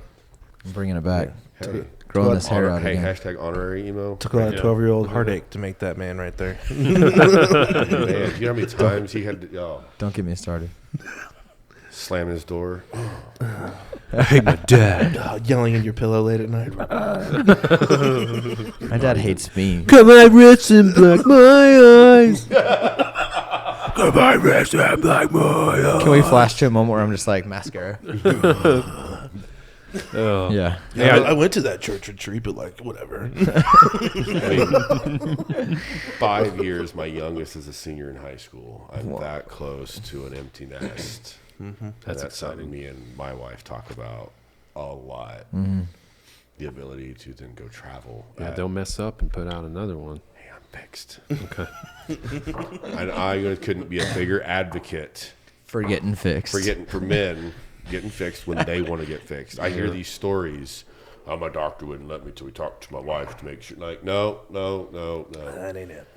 I ain't got a wife, so I'm about to go get. Well, what if Get someday me you want snipped. kids? Well, I'm a grown man. I Right made that here and decision. right now, I do not. Right, I have made the decision. I'll adopt. Yeah. Right. Listen Adoption's here, great. Doc. It's either you do it, I go grab a pair of scissors. So I'm like, I mean, well, I'm getting snipped. Let's do work. Sounds It's so open bad. now. It's so painful sounding. Scissors. Oh, well, I don't have a good vasectomy story. I can tell you that. I was miserable. Yeah. I passed out in the hallway because they didn't like wheel me out or nothing. They just, all right, you can go now. And like Where'd you go, Mexico? I don't even remember the doctor's name. It's here in Wichita, 21st and up there in like 96 in the medical area. Seems shady. And I was the last one Grove of the day. and Murdoch. I was the last one of the day, and so they opened the Shaky door. hand. It's And like, Oops. No, don't well, go. I did have to go see a specialist because my doctor was like, "Oh, my neuropathy in my hands. You don't want me doing it." I'm like, "Hey, whoa, man! Like, Don't get an erection, John. Right. My name's not John. who the hell is John?" Oh, sorry. I was talking to myself, sir. he's like, I used to work at Supercar Guys, but it didn't work out, so now I'm doing this. I stayed at Holiday Inn Express. Surely I'll be good. It's like right now, the whole world is like, oh, you could be a substitute teacher. Oh man, state of Kansas. What do you have? A high school diploma? Yeah, all it That takes. just came out. Yeah, yeah. Because like they Wait, literally legit? Like that's what you Yeah, got to do? legit. Yeah, He's walking 100%. in substitute. yeah, bro. They're looking for teachers, man. like straight up like Everyone's sick. yeah. Everyone's sick. There's not They enough can't teachers keep at school. staffing. Yeah. Like literally Man, Andover Central right now is crazy with how many students they have in the stay and learn because they've been in close contact or they've been in contact. Yeah. Like 300 and some students. It's Something like that. wild. My son was Every high saying. school's like that. Rose Hill's down too. Zion's daycare shut down for the week. We actually were in the process of switching daycare, so it actually was like the perfect cut, move on. But it was like they shut down for a week because of it. We got the email that was like, hey, there's a potential that we're going to shut down for 5 to 10 days or whatever because of staffing. And like then I was literally listening to these two older ladies that were just like talking. It was at World Market today. When you're like, hey, where you at? I was standing in line for like an hour, like just waiting. This lady, Oh, the World Market today was crazy. it was this lady couldn't figure out things like her Right. card. She couldn't figure out her email. She couldn't figure out her phone number. Anyways, they're just like start talking about. Realized like, she was supposed to be at Ross, not World Market. It was like, oops. These aren't flip flops. and she was like, well, I'm just bored these days. Apparently, though, I can just walk in and become a teacher. And they started like this conversation about how they just put that out where like you can just literally pretty much walk in and be a sub teacher. Do you have a high school diploma? That's Yeah. all it kind of takes now. I just thought of our next video. We just gonna walk in and teach for a day. Oh, Teach some ignorant stuff. You gonna dude. learn Yeah. today. You gonna learn today. Hey, Ron. Malake. You talk back? That'd be 20 push-ups, boy. Hey, you might not be smart, but you will be jacked. Yes. Get huge. Yes. You'll be jacked. God, that would be so scary. Seeing us walk in, subs. God, Bro. I'd wear suspenders. I think that'd be fun. And a bow tie. Those are In a some bow tie. big suspenders. That's scary to think though. Like your kids just getting. Well, and that's why I said I was telling someone today, like, That's of all the scary. things that we could cut and cut corners on, I don't feel like our children's educators are the ones that we should Yeah. be cutting corners on. Yeah. But let's also talk a little bit about education here. Sure, Like I mean, how- come on, talk like about background checks fighting stuff a fight with one hand tied behind your back. But also, I Right. also wonder how important it is. I have degrees. Air Force pushes you to get them. I got plenty. I don't use them. I don't use mine. I don't use any of the knowledge. Well, I'm reminded of a quote from Rick and Morty. Great show. Right? Rick says school's not a place for smart people. That's where they go and teach you stuff. Smart people are out moving, going, making things happen. Yeah, And it's like, there's some truth behind that. There is. Yeah. Like, yeah, I can go to school, and unfortunately, in the world we live in, you have to have a degree to do certain things. Right. That doesn't mean you're the most qualified. Yeah. That doesn't mean the guy that can't come in off the street who knows this can't come in and just walk circles around you. So, Right. I have a degree in graphic designing. Cool. I've been doing it for 20 years. Who are you going to hire? Yeah, it's experience, and that's why a lot of people now coming out of the military. I mean, they'll get hired over people with degrees. My degree, one of my degrees, is in technical management. What the funny thing is, if you want to go work at Amazon or Google and you want to get that like $250 plus a year, you got to have 10 years experience. So go to college, right? Get your 4-year degree and try and go work for Amazon. Well, on their little resume thing, on their ad, it says you got to have 10 years experience. So now you got to get a 4-year degree and then go work for 10 years. And that's 14 years we put in to go get that job. So I already have experience being in the military, right? I've got the management experience. I even wrote them. I was like, hey, they're like, yeah, perfect.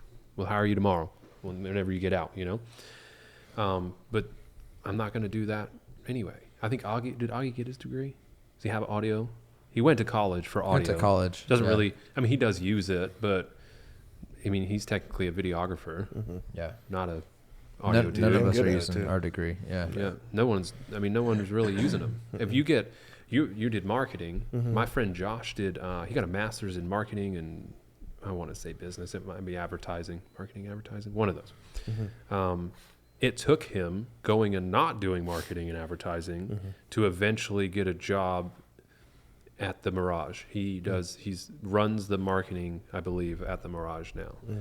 But he did a job not in marketing to get experience in running teams and doing things like that. And he did that for like 6 years before he finally actually used his degree. I don't know. I just have this weird view on education. My girl's son will come home from school and be like, "What'd you learn today?" Yeah. Be like, "Nothing." I'm like, good. Yeah. Like, what's the? I was reading something the other day. It was like school used to be about building, character and building leaders. It's lost that, I think. Yeah. Like, it's lost that pull to it because you're supposed to find, people that will stand up for others and they'll do things for others and things like that. And I think it's kind of lost that luster. Right. Why are we not There's no connection teaching anymore? We don't teach taxes. Yeah, why are we? We don't teach. Imagine if you taught a checkbook. Imagine if you taught like a 10-year-old kid from the age of like 10 to 18, and every single year you went into like compound interest, How to budget. how to invest. Budget. Yeah. Not even invest. Because when I'm 18 and I move out on my own, Right. I don't need to know how to do anything. I need to know how to budget. How do I live? How do I figure out how much money I can spend on groceries this month? How do I figure all that out? Yeah. And sure, they say they send you to an economics class. Like I remember my high school economics class. So We learned about scarcity. I remember my economics class, but I don't remember anything that helped me through it. So my high school economics class, it was economics government mixed class. And Mr. Shipman made it real clear, real fast. You're gonna have a project on your own for economics. I don't teach economics. Yeah. Here's your project to do at the end of the year. And then we talked about the JFK assassination for the rest of the year. Jeez. That was it. That was my economics class. So I got teamed up with some girl who we didn't necessarily agree on a lot. Yeah.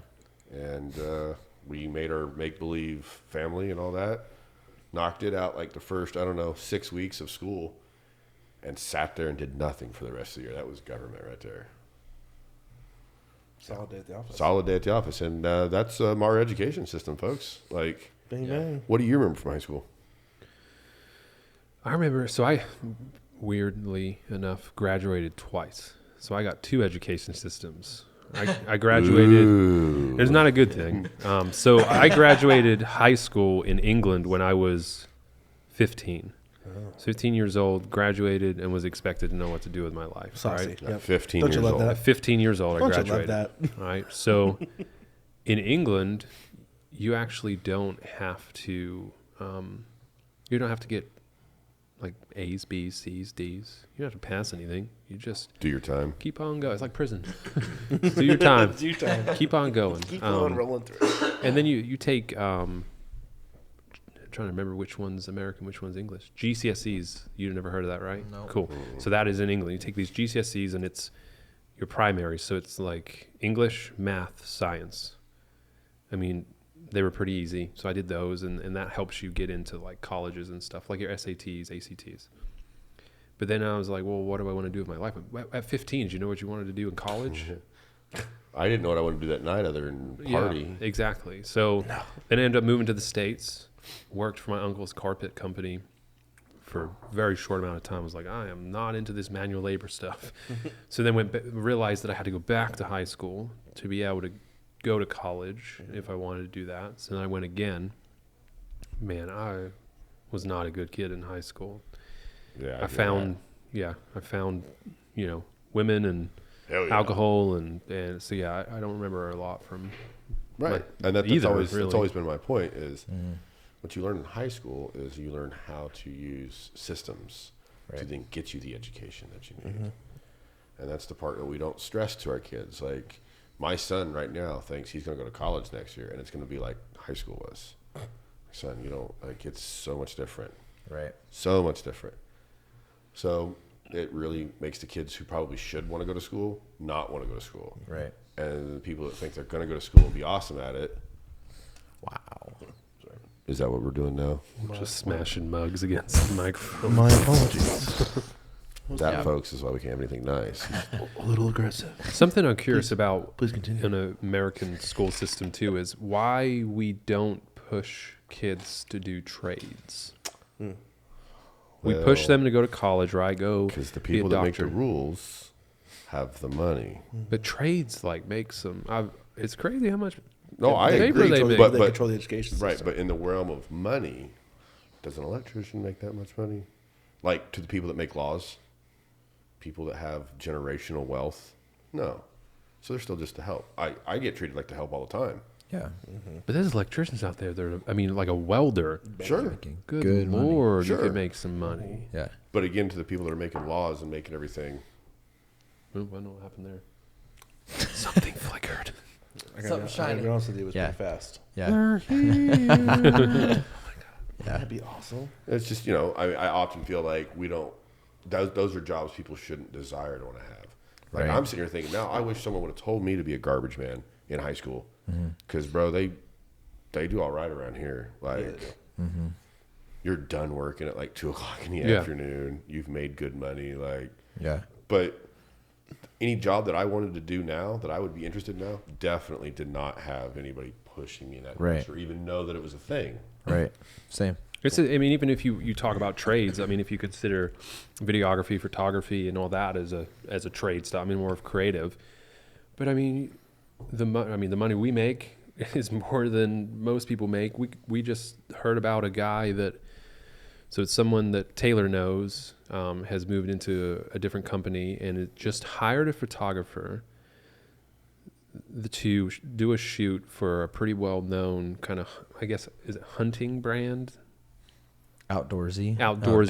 Outdoorsy brand. Yeah, I'm not going to give him a free shout out, but Sure. Yeah. this photographer, this is 1 day shoot. They're only delivering 300. Now imagine how many we deliver at like a wedding, for instance, right? Thousands. Only delivering 300 photos, 1 day shoot, $30,000 Dear God. for one For one. day shoot. Now I thought that we had some pretty crazy stories that $30,000. And he's like, And not doctors do not make $30,000 in a day. No, Yeah. no. And they go to school for 8 to 12 years. the dude straight up was like, "Hey, I need 50% up front before this weekend, or I'm not showing up for this shoot." Because the last time you paid me 15 days after I was done. Yeah, and The they're dude's like, got some. "I'll send you $17,000 right now." Like they sent the check out, like, and he showed up. He's there today. Today's the day. Today's the day. I told Taylor, I was like, hook me up. I'll go do it for like 15 He grand. said- You he ain't got to says- send me I nothing. will cut the legs right out from underneath Yeah, you. He says, "Screw Valhalla." I'm like, "Let me get me on there." Yeah, exactly. But I mean, Yeah. it's just no one talks about that, right? Well, and no one talks and teaches you doing those kinds of things on how Right. to know your worth. Because I feel like the problem we have now is everyone thinks their worth is up here, right? And they're not willing to do that groundwork. Yeah. But then once you get to know your worth is, you need to be okay with charging it. Right. Like, I would be lying to you if I told you there's times I don't feel bad charging people $25 for a haircut. Right. I know it's a good haircut, but it didn't take me long. I'm in and out. It's like, man, and I got to get better at that. No, But your it's worth. not. Yeah. It's Right. not even just the quality of the haircut. It's the experience that you're giving too. So you're not just cutting their hair. Right. But again, it's going back to, in my own head, knowing my worth, and we don't teach that it. at a young age. And I also see it. I see a lot of people. They know their worth on what they don't want when it comes to. I'm trying to think how to put it. Like experiences. Like, you will not talk to me that way. I am this person. Blah blah blah. But then give them a camera, or I can speak to the camera side because I see how much people charge around here and how good their quality of work is. Then all of a sudden they don't know their worth. I got some guy that I know is a good photographer the other day putting that he's going to do these shoots for Valentine's Day for 2 hours for $100. And I'm like, what? It's going to take you probably 2 hours to edit, or maybe you're really efficient, an hour, but then 2 hours shoot. I mean, you're looking at like $25 an hour, which, you know, to some people, I'm sure that's an amazing amount of money. But in the for creative photography, space, I don't know that is. But a lot of people, I seem to be the person that's constantly telling people, like, you are undercharging, know your worth, and we can't get that here. I was like, we're proof you can, and there's plenty of photographers here that are proof that you can do that. So I feel like some people will put their hand up and be like, I know my worth. You will not talk to me that way. You will not act that way around me. Get sensitive about certain things, but when it comes to their actual work, they don't know their worth. And I think that, love Wichita, really do. We're going to stay here forever, but I feel like the Midwest, possibly, Wichita maybe, does that as well. Well, no, we're not going to pay that. I mean, we did just do a study that said we're the cheapest place of a city this size to live. Yeah. So, yeah. if we can nickel and dime it around here, have a conversation with somebody. Man, that's a really nice shirt. They're going to try and tell you how cheap they got that shirt. Yeah, 100%. They're not going to be like, yeah, Tom Ford. This outfit cost me $7. Yeah. But I think one of the reasons for that is that Wichita and a lot of places in the Midwest, not just Wichita, they don't know the worth. No, I was going to say Wichita doesn't know its worth. Yeah, not at all. And the thing that they're going to realize just in our industry, even in marketing that you're wanting to go into, how you can always kind of see what's going to happen in the Midwest. I've noticed if you just look at the coasts, 5 years later it's pretty much going to come here. Right. And if you look at the coasts and what they're paying for anything to be online is just, it's outrageous. And they're going to have to catch up, otherwise they're going to get beat. So it's good for us, you know?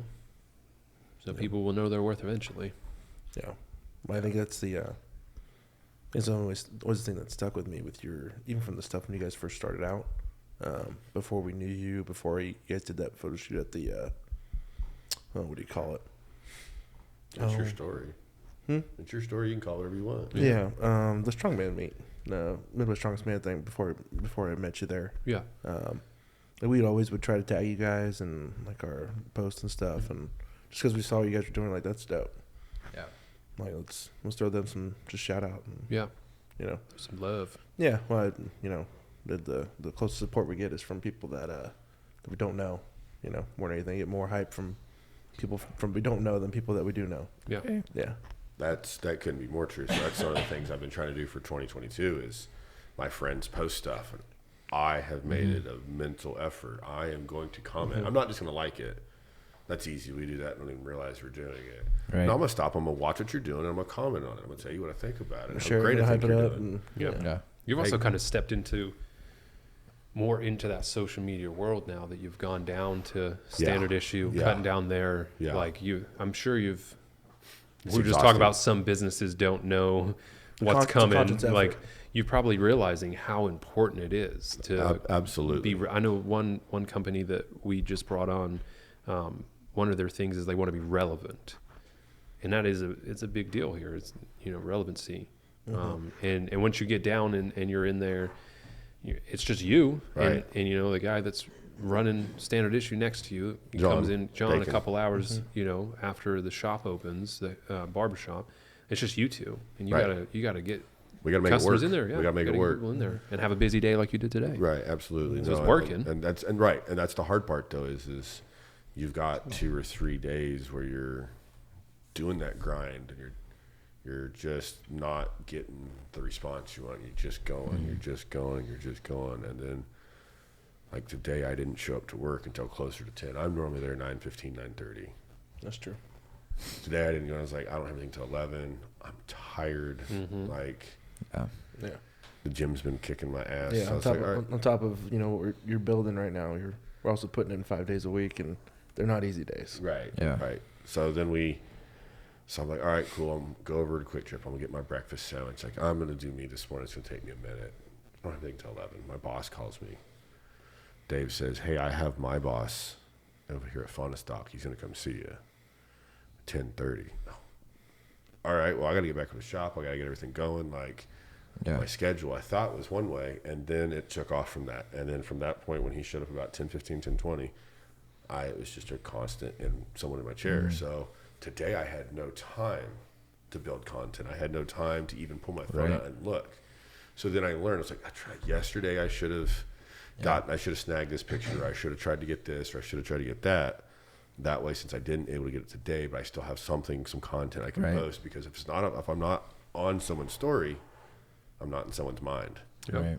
And that's what it's about. And the hard thing and either you've already learned this or you will, and it can also relate to many when you're selling cars. Like, you'll get so busy that then when you're not and you should be posting, you just want to take that break. You're that's exactly what happens. Man, I'm just going to chill today. Yeah. But really, that's when that's a sign.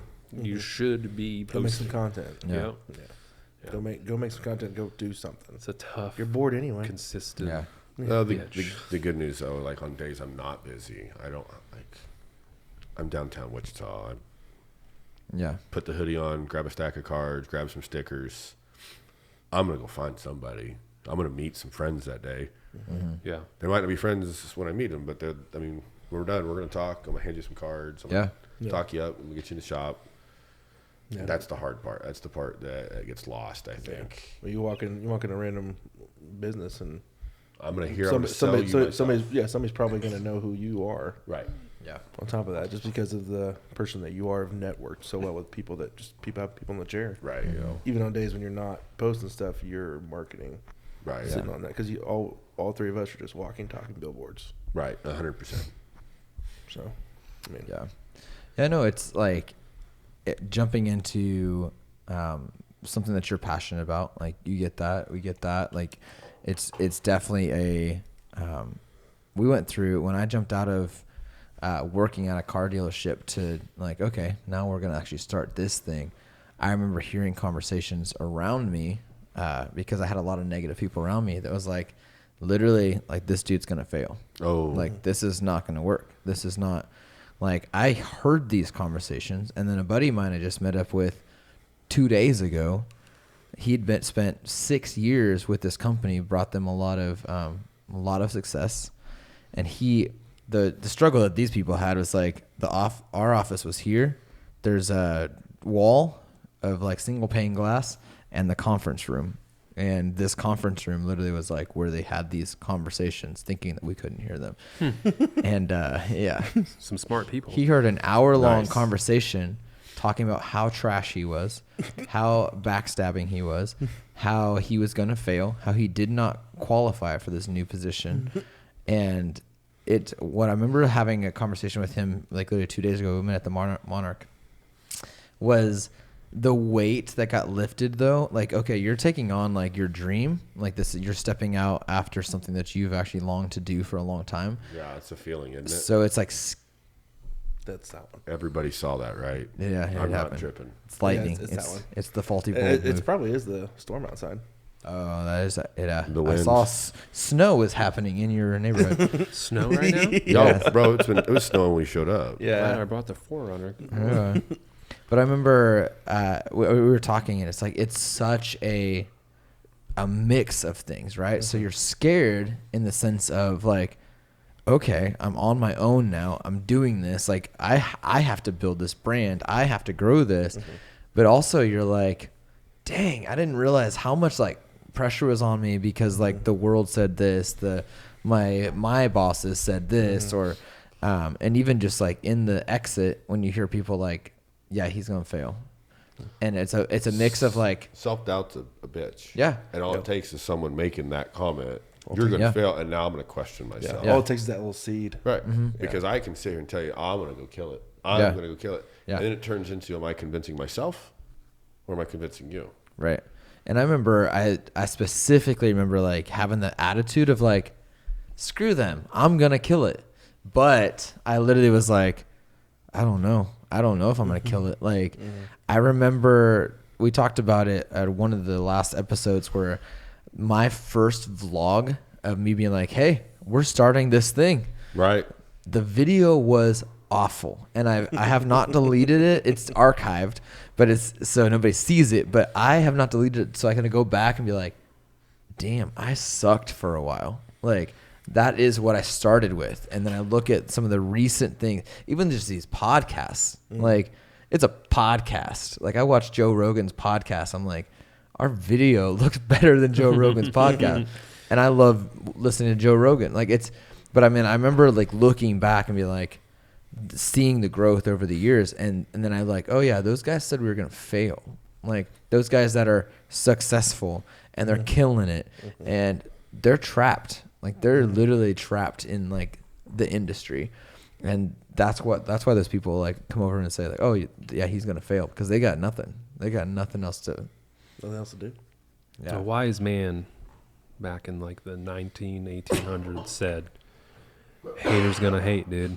Haters gonna hate. And then a wise woman said, shake it off. Shake it off, dude. Shake it off. Shake it off. Shake it off. Sing it, Blaise. What I tell people, when I coach a few guys, and a lot of people always ask me questions about the gym. And what they always ask me is, and then I'm not making any progress. I'm not making any gains.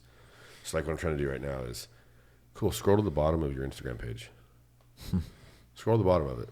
Yeah. Look at you then, whatever it was you're doing, whether it was videos. I got some haircuts in here that I thought were the shit. And now I look at them like, I wouldn't have paid for that. Somebody did, though. But somebody did. We're always going to pay. And the same can be true whether we're going to look at our physical fitness, our mental fitness, how we've grown, whatever way we've grown. I mean, social media is bad at a lot of things. One thing it's good at is it documents everything. That shit will humble you quick. Quick. Quick. Like I look at a picture here, squatting, and I'm big excited, and I remember how sore I was, and I was cock the walk. I'm over here with my coach doing 400 pounds, like, ooh-wee, and I'm like, I have made some gain. I have went somewhere. We have done something, and we do. Perspective forgets, because all it takes is someone to say, you're not that strong. You can't do that. And you're like, if you're strong and you're solid-minded, you're like, watch this. If you struggle, if you're on a bad day, that comes back. That little seed comes back and it crawls in there, and man, for life. Yeah, absolutely, man. That's the worst thing in the world.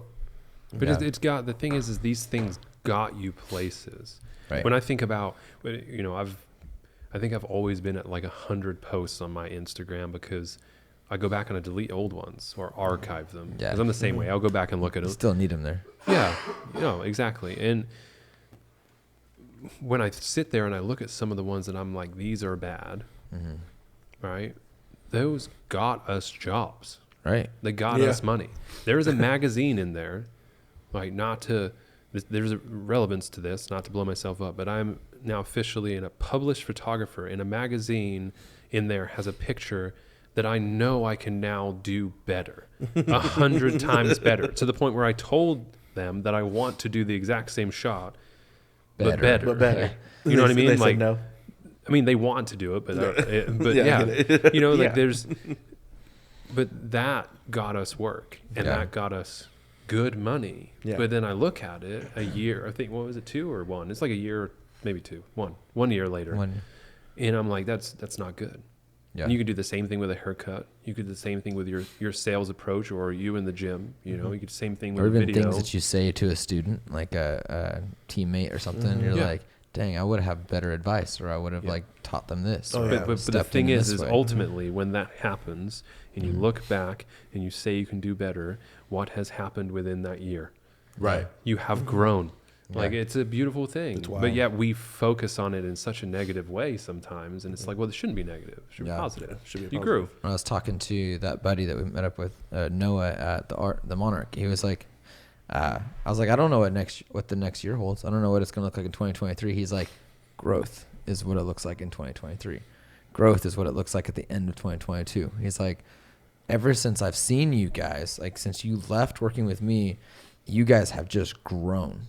And sometimes it just takes that perspective of somebody else around you being like, yo, I love seeing you grow. And I'm like, I've grown? Oh yeah, I have grown. We did that. Because you're on this like daily grind. You're like, I'm showing up every day, and you're like, how do I get better? How do I get better? How do I get better? Sometimes you forget to look back and be like, I've gotten better, you know? No, it's true. And I think Matthew McConaughey probably put it best when, I think it was his Oscar speech or whatever, and he talks about like, who do you want to be in 5 years? Like, I want to be, I'm going to ruin this. But like he's chasing himself 5 years, and he's never going to catch him up. But if to really see how true that is, if you look in the past, you see that you've caught up that person that you're chasing, but now that person is 5 more years ahead of you. And in 5 years, you're going to look back at the person that was chasing, and you're going to be like, well, that person's trash in comparison to what I am now. Now I got to keep chasing. Yeah. And my personal opinion is I want to grow until I am in dirt. Yeah. Then I'll grow a tree. Grow to the grave. Then I'll grow a tree. Blaise said it the other day, if I'm not growing, I'm dying. Yeah. It's true. Yeah. That brings me to a good point. I want to go around like, what's your favorite quote? Because we talk about quotes and Matthew McConaughey and stuff. What is your favorite quote? Well, let's segue into this. Top of this, but like just the same kind of things that we're just talking about. I think I made a post about it too on Instagram one time. It was like, I was always told I was too small, not strong enough, not athletic enough, not good enough to play college football. Even down to my people I thought were closest to me. Always, not you're not gonna go play football in college. You're just kid from Rose Hill. You won't start at TCU. You won't play at TCU. You're just kid from Kansas. You're not gonna be that. And that's the same thing kind of drove me into my everyday life too at work, and my every day at the gym. It's like that's always kind of in that little seed that's just always been there now. And it's just it's gonna stay there forever as like a driving force behind the dark side. Right. Yeah. But favorite quote. Hope is a good thing, Red. Sometimes the best of things. No good thing ever died. I like that. I like that. Yeah. Straight out of Shawshank. Man, yeah. Shawshank. You have to give me a minute on that one. I've got a lot. I got that one flowing, percolating now. Yeah, I've got a lot in there. Give me a minute. I'll come back to that one because I got a couple good ones on top. I'm trying to remember what my grandpa always said. Mm-hmm. I don't have the wording quite in my head right. Mm-hmm. You got one, Boo? Dude, I don't have a specific quote. What I do have is a lot of Denzel Washington quotes, just things in my head, or Will Smith. He gets out there on the side of just be who you are. This is not a quote. I'm not quoting anybody right now, but just be. Quote Will Smith. Yeah, you're making a quote right now. I'm making quotes. This is Taylor Trickle says. Yeah, quoting somebody. Yeah, probably George Washington. But just be confident in being who you are, and don't be afraid of failure, and learn from failure. And I think I was always so afraid of failure, and that came a lot from, you want to call it the emo days, the daddy issues or whatever you want to say. Cut my wrists and black my eyes. But literally my dad was always the one telling me I was going to fail. He was that person. And I look at his life right now and I'm like, bro, you don't have any relationship with any of your kids. Nobody really cares where you are. And I'm just you're telling me that I was going to fail? My kids know where I'm at. My kids know I'm always where, I am always here. Right. And I remember literally learning okay, here's the list of things of who he was, and here's the list of things of what I'm not going to be. And so I remember those kind of quotes of find who you are, be confident in who you are. And I just always remember I'm going to be a present father my entire life. My kids are never going to have to wonder where dad's at. Yeah. And that is something that's just stuck with me of that's not a quote at all. And I'm just going on a little rant right now, but it's literally do you, Boo? It's your podcast, bro. So I'm whatever you want. But it's literally one of those things that I remember so many times, conversations. My dad would be we were out in the shop one time, and this is a quote, I guess I would say, and we're out there working on the Camaro. He says, your mom and I are going to get a divorce because of you. Whoa. That's a quote right there. That's a quote. Print that. And I was Shit, put that on a shirt. I'm emotional as fuck. I am emotions. Yeah. My Truett, my oldest son is me, emotions. He was literally getting ready to go to spend the night at his friend's house, and his neighbor buddies came over and see if he could play. And he was really hurt that he just had to say actually, I'm not going to be here. I'm going to.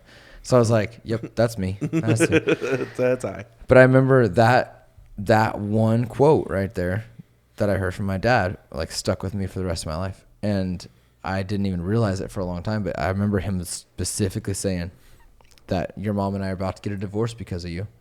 And I was what do you mean? Or I think I said, why? And I remember we were in Sanford. I was in kindergarten. My dad told me this. That's rough, man. I'm sorry that you had to deal with that. That's rough. Clearly he was going through some stuff to blame that on. Right. Yeah. And he literally and I didn't tell my mom till years later because I thought it was because of me. Right. And they did get a divorce. They moved on, and she was no. But he said it was because I always lied and because I always complained. And I was so I remember not complaining. I remember every time I got ready to I don't like green beans. I would not say I don't like green beans. Right. I would suffer and eat the green beans. I still don't like green beans to this day. Green But beans I've ever had, Mom. Thank you. yeah, and I More remember green that. beans, please. And so what it did do is it made it stick in my head of like everything you say to your kids Matters. and people around you freaking matters. Yeah. Like I know it might slip out of your mouth, and if it slips out of your mouth, then apologize. Like I didn't mean that. Like you know how many conversations I've had with my kids, but like I didn't mean that. Like I'm sorry that I said that to you. And it's one of those things that I remember how a conversation when I was in kindergarten stuck with me till literally I talked to my mom, and I was like married by then. Right. You were a grown man. And I was like, I thought maybe I actually caused my parents to divorce. That's crazy. That's terrible. Part of the thing that you just said about, what you say to your kids and stuff matters is, so I have two quotes that matter most to me. One of them was Air Force related that I've since then turned more to the civilian world. And that is when I was real new into the Air Force, someone told me what you say or do to the people around you, just like what you say or do to your kids, can affect the Air Force for 20 years. I'm like, how so? Okay, so if a brand new airman comes into the Air Force and they retire, what you say or do can affect the Air Force. If they become a Chief Master Sergeant, which is the highest rank that you can get enlisted, and you treat them like crap, and they think that that's acceptable, they're going to be up there making policies and doing terrible things, and they're going to make the Air Force a terrible place. You treat them well, right? And then now in my new job, which my new job is solely about people. It's all it is. It's their welfare, their benefit, morale, etc. I've come to realize that what you say or do can affect people, not the Air Force, because who cares? Air Force will go on once people get out of the Air Force, but can affect people for 5, 10, 15, 20, 30, 40, 50, all until you talk to your mom, can affect them negatively or positively. Absolutely. And that is how I have lived my life for a very long time for the Air Force. And now recently, I have unknowingly, recently realized that translates well to just life. And the other one that I love is "This too shall pass." Yes. I've always used it until, it's funny I bring it up now because I was watching TikTok yesterday and that exact quote was on there, and it was by Tom Hanks was using it. So I've always used it when Taylor's going through something tough, or I'm going through something tough, or anyone around me. I'm like, this too shall pass. But the way that Tom Hanks used it was it's for everything. If you are going through a rough time, this too shall pass. If you are on top of the world and everything is going great, this too shall pass. Yeah. Because there will always be bad and there will always be good, and it's always going to pass. It's going to go ebbs and flows, up and down, etc. I've never heard of it used for the positive until yesterday, and I was like, dang, that makes sense. That is probably my favorite quote, and it's got me through a lot. Like when you sit there and you bring things in intrinsically, and you understand that you're going through these emotions, but this too shall pass. You can do a lot. Yeah. It's my internal gym. There you go. For sure. It's like Do you remember yours yet? Dwayne "The Rock" Johnson in your head every day. Yes. Focus! Shall pass. If you can smell what The Rock is cooking. That's his quote. No, I don't want to do my grandfather discharge. I can't quite remember his quote. It was pretty comical. But I have two. They're both from former coaches of mine. My current coach, Stacy Burr, she has a quote. It's, I can, I am, and I will. I can do this. I am good enough to do this. I will do this.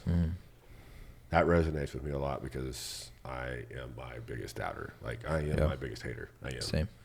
For sure. I mean, I will get in my head, I will, whatever it is, whether it's, before we opened the shop, like, I was a wreck. Yeah. Like, I didn't know how to feel. I didn't know what was going on. Like, I was, I just had to realize, like, I can do this. I've done this. I'm You going to doubted do yourself this. so much leading up to that.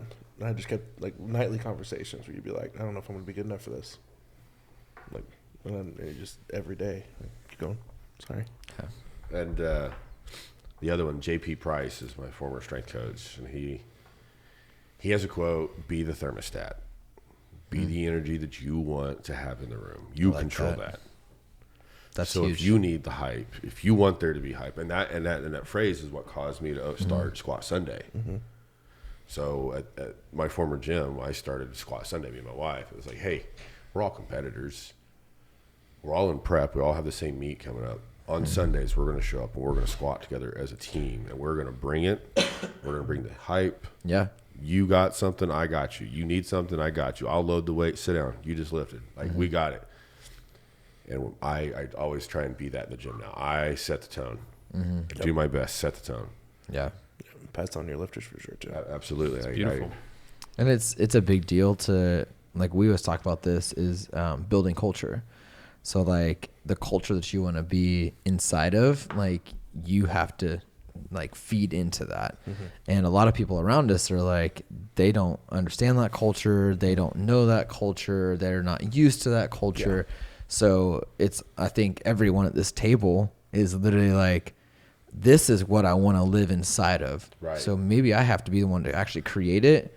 And one day we can be like, dang, like, I'm in the middle. Like, I can say right here at this table, we're in the middle of, like, we're all living and breathing this. Absolutely. It's not like, okay, Huck has to just, like, get us there. Like, or Shane has to, like, get us there. You know, I'm just like, we're all sitting here and we're in it. Right. And so then the people we're around day to day, like, we have to teach that. And if that's what we're going to want to live in the middle of, like, we're kind of creating that. Yeah. That's why what you say or do can affect people for 20 years, right? Absolutely, yeah. You set that culture. When you leave, the next person does it. Maybe they make it squat Saturdays or lunge Mondays or, you know, whatever it is. But if you set that standard, and that standard is excellence, and excellence to you is being a team, then that was to me, that's what I live for, and I'm able to best get that in the gym. I'm best able to translate that back to the gym. And I tried to do that at the barber shop. I try to do that at my shop. Like, you walk in, hey man, how you doing? How's it going? You might have been having a terrible day, but you are in here now. We are going to have a good day. I'm going to be the thermostat. I'm going to make you, either you're going to sit there and hate being in here because I'm so hyped up and ready to give you the best service of your life, and I want you to matter, and I want you to enjoy what you're doing, or you're going to come in and have the best time of your life. Yeah. Yep. I like that. But it's like anybody coming in, living, like, being under, like, a positive energy. Like, how do they walk away being like, that sucked? Like, people feel it. Like, even if, like, they're in their most, like, the thing is, like, in both of your scenarios, like, you're in front of so many people all the time. Every lifestyle, every upbringing.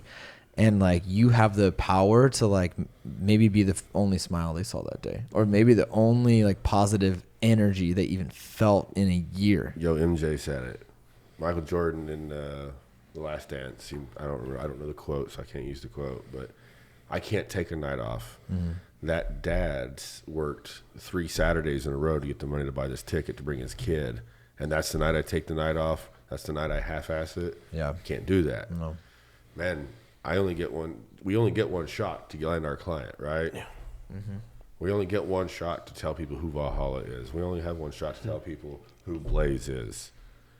And when you mess it up because you didn't want to be the thermostat, you didn't want to set the tone, you want to let somebody else dictate how that was going to go. Yeah. I mean, even on the business side, then you don't get a repeat customer. You don't sell a car. We don't get repeat customers or referrals. I mean, it's just, you got to set the tone. Got to. Yeah. And every one of us, like, I think, we have, like, obviously the mentality of, like, we're building a business, we're building, like, something big, like, we're trying to make a living. But I also know, like, every single one of us have, like, such a heart for people. And that's something that people can get so, like, busy in the day to day and miss that side of things, that they can just have conversation. And me, even being an introvert, it can be like, I would much rather just, like, not talk to anybody. I'm going to walk into Quick Trip, and I'd rather not have the guy say, welcome to Quick Trip. Like, I get it. Like, it's like, thanks. Like, but I also realize the value of, like, every single person is walking through something, and every conversation that you have is for a reason.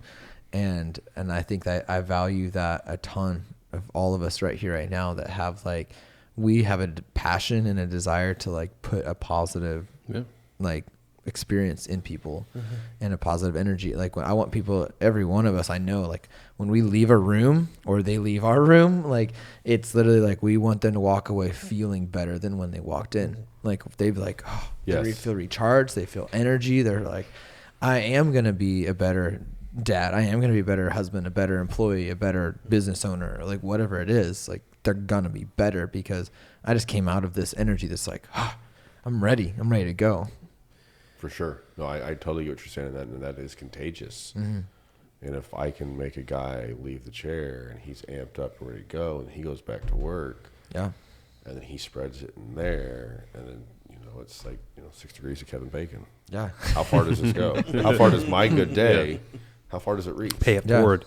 Exactly. You're talking about quick. I don't know why this is making me laugh. You talking about Quick Trip in the welcome makes me think of Ross. Have you ever gone to Ross and they have to yell it so loud because the counter is so far from the front door in every Ross. I'm going to move the mic, but every time it's like, welcome to Ross. You're like, so you're like, hey, you're not going to yell it back. Thank you.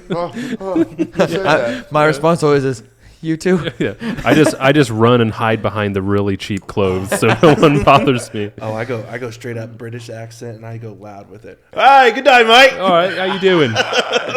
Yes. Like, what time are we sitting at?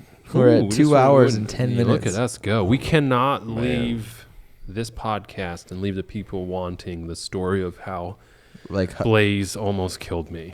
So we promised them the story. We're going to give it to them. Yeah, let's talk about that. All right. So let's just jump into it. Well, if you're listening and not watching, I'll describe Blaise real quick for you. 6'5". At the time, what were we, like 396, 392? I was 407. Okay. 407 pounds. And there was not a lot of jiggle. No. We had went through about, I would say, a good 14-week prep. That was totally brutal. Like, well, it was for 14 weeks. He did the strongman competition every Sunday. I made him do it every Sunday. Oh wow! That way, by the time we got to the competition, I've done this 14 times. Yeah. So he is confident. He is large.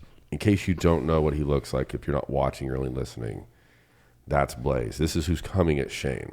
Yeah. Or the other side of this is just, if you've seen the Avengers, the green guy. The green guy. The green. So let's talk about my gym journey to set the tone of who I was at the time. I had been cutting just ridiculously. I mean, this was too much to the point where like my face was kind of sinking in. I'd just gone through my divorce, so I was just like in the gym 2 times a day. I was 162 pounds, 9% body fat at the time. Yeah, I mean, don't get me wrong. I was ripped, and I was making them drip. You know, like I mean, it was like, drip. Yeah. Now I've put the COVID-15 on, but yeah. So I was a smaller version of myself. We'll say that. So we got 407. Good for docking. Yes, extremely. Like 100%. Those Sandy stores. Yes. So we've got someone that is almost 300 pounds heavier than I am. For sure. Yeah, for sure. What was this was the first time I'm running at you was before I had the semi attached to my back. Yes. This wasn't the one where you had a semi attached. No. This one. What is it called? It's a yoke carry. Yoke carry. So basically, the best way I can explain it is it's like you have a short pull-up bar. It's a giant apparatus. Yeah, attached to your shoulders with just hundreds of pounds worth of weights. Yeah, we had at the bottom. We had 780 pounds on it that day. Yeah, for the big guys. So let me do some quick math here. 407 plus 1,200 pounds coming at you. Yeah, 1,200 pounds. You're quicker at math than I. He's been waiting to tell this story. Yeah. No. So continue. Now the scene is set. It's so great. I'm outside with a camera in my hand taking photos of someone I don't know that is a large. And everybody before I had gone had kind of sliding in there and stopping right there, and so you were in a good safe spot for sure. I texted him like, we're going a lot shorter than I did in practice, like, and it's a lot shorter. A lot shorter. And he was like, yeah, we did that on purpose. Right. Like, yeah, man, I know what I'm doing. Yeah, we did this on purpose. Yeah. And he would like I told him my times, like we were doing like 30 second, 24 seconds. We were getting pumped for this time. We were going. He didn't tell me we were going 30 yards in practice, and that wasn't what we were doing in the comp. I didn't look. I just and it ended up being like less than half. Yeah, was it like 16? 16. Yeah, I think it was 16 feet. 16 feet, maybe something like that. I don't remember. Yeah, and everybody kind of was kind of chill on it. And I was getting up there, and I see Shane. I'm like, all right, I'm going to Shane. I'm going. I was like, the man with the cam. He had sunglasses on. He was standing out there taking pictures, like right where the garage is, and like getting me set up. And I look at him, I see him, and I'm like, I'm going to there. That's I don't know where the line is from here, but I'm going to there. and I just and they blew the whistle, and I picked this thing up, and without like no tilt, no just straight line, just beamed it toward him. He's looking at me like this. He's like. You ever seen Godzilla where he comes up from the camera? Yes. Yeah. He does one of these, and I saw his eyes behind the lenses. He was like, "Oh shit!"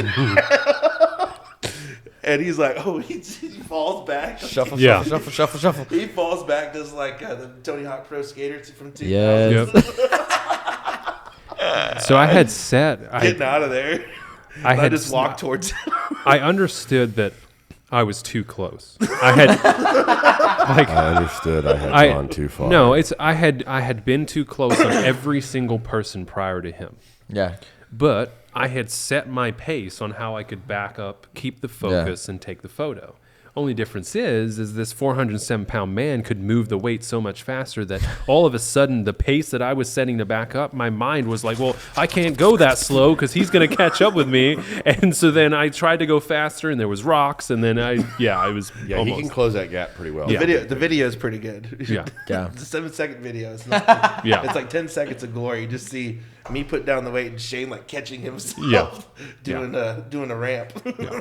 So that is the story of how my now very good friend, then someone I didn't know, almost just trampled me like a rhinoceros. Yeah. Well, and then it brings us the second time, which is even more fun. I dapped you up after the second time with the semi. Yeah, just ripping a semi, like a grown man pulling a semi towards me. Which I've done that a couple times. It's not my like favorite picture anybody's in a ever. picture. I think it's the coolest picture. I love it. It is super dope. I know, and the funny thing is, we know you like that picture. Everybody that follows you knows you like that picture. We love that picture too. So cool. It's a great picture, but you don't have to tell us. He falls asleep at night. Like, what are you talking about? It's above him. Miss you, Peter. You think? Yeah, miss you, Peter. Peter, miss you. Oh my God. Oh God, you look so shiny today. But to bring back to what I said before, now I know I could actually take that photo better. Yeah. It's a crazy, crazy world. Let's rope you up to a semi. Now you're talking my language. Yeah. Foreplay. Let's tie him up. Yes. We definitely got a lot more we can talk about. We're gonna have to do this again. Yeah, we're gonna have to we are here. We are out of camera time. This camera's at like 3% right now. Yep. All right. We keep this ball. Yeah, I was gonna say we just scratched the surface. We had a whole conversation about what we were gonna talk about. Yeah, that's awesome. I thought we were just starting. That's the thing. It's like I know there'll be like a part 2, part 3, part 4. Oh, we'll just keep it going. Million. We'll do new guests, and then after that one, we'll just do another one with you two. One day Blaise. One day we'll all be like old and gray and be like, wait, this is. I had this written up in 2021. We're finally getting to it. Yo. Well, I think my camera is probably gonna die, so I'm gonna let you say goodbye to the world today. Cool. Well, thank you guys all for tuning in. This is always such a cool journey. We never really know what's going to be said. We never really know what's going to happen. And there's a couple times tonight I was going to cry. I'm just like talking about emotion and then my emo self. And cut my wrists and block my eyes. Third time. And so. Classic. Such a classic from 2020. 2020 was wild, bro. Avril did drop her new single. Yeah, so sure did. Album's coming out. Yeah, I said it to you like, I've been jamming that all day. Yeah. What's interesting right now is like nobody says like a release date because they're just like, we don't really know. Like Mod Sun's working on another one. Avril has one coming any day now. MGK any day now. Yeah. I think Wheezy just dropped 4 or 6 tracks to the new one he's getting ready to drop. Oh, they dropped Really? He's dropped tracks? I didn't see that. Yeah, I saw something. His new album looks so dope.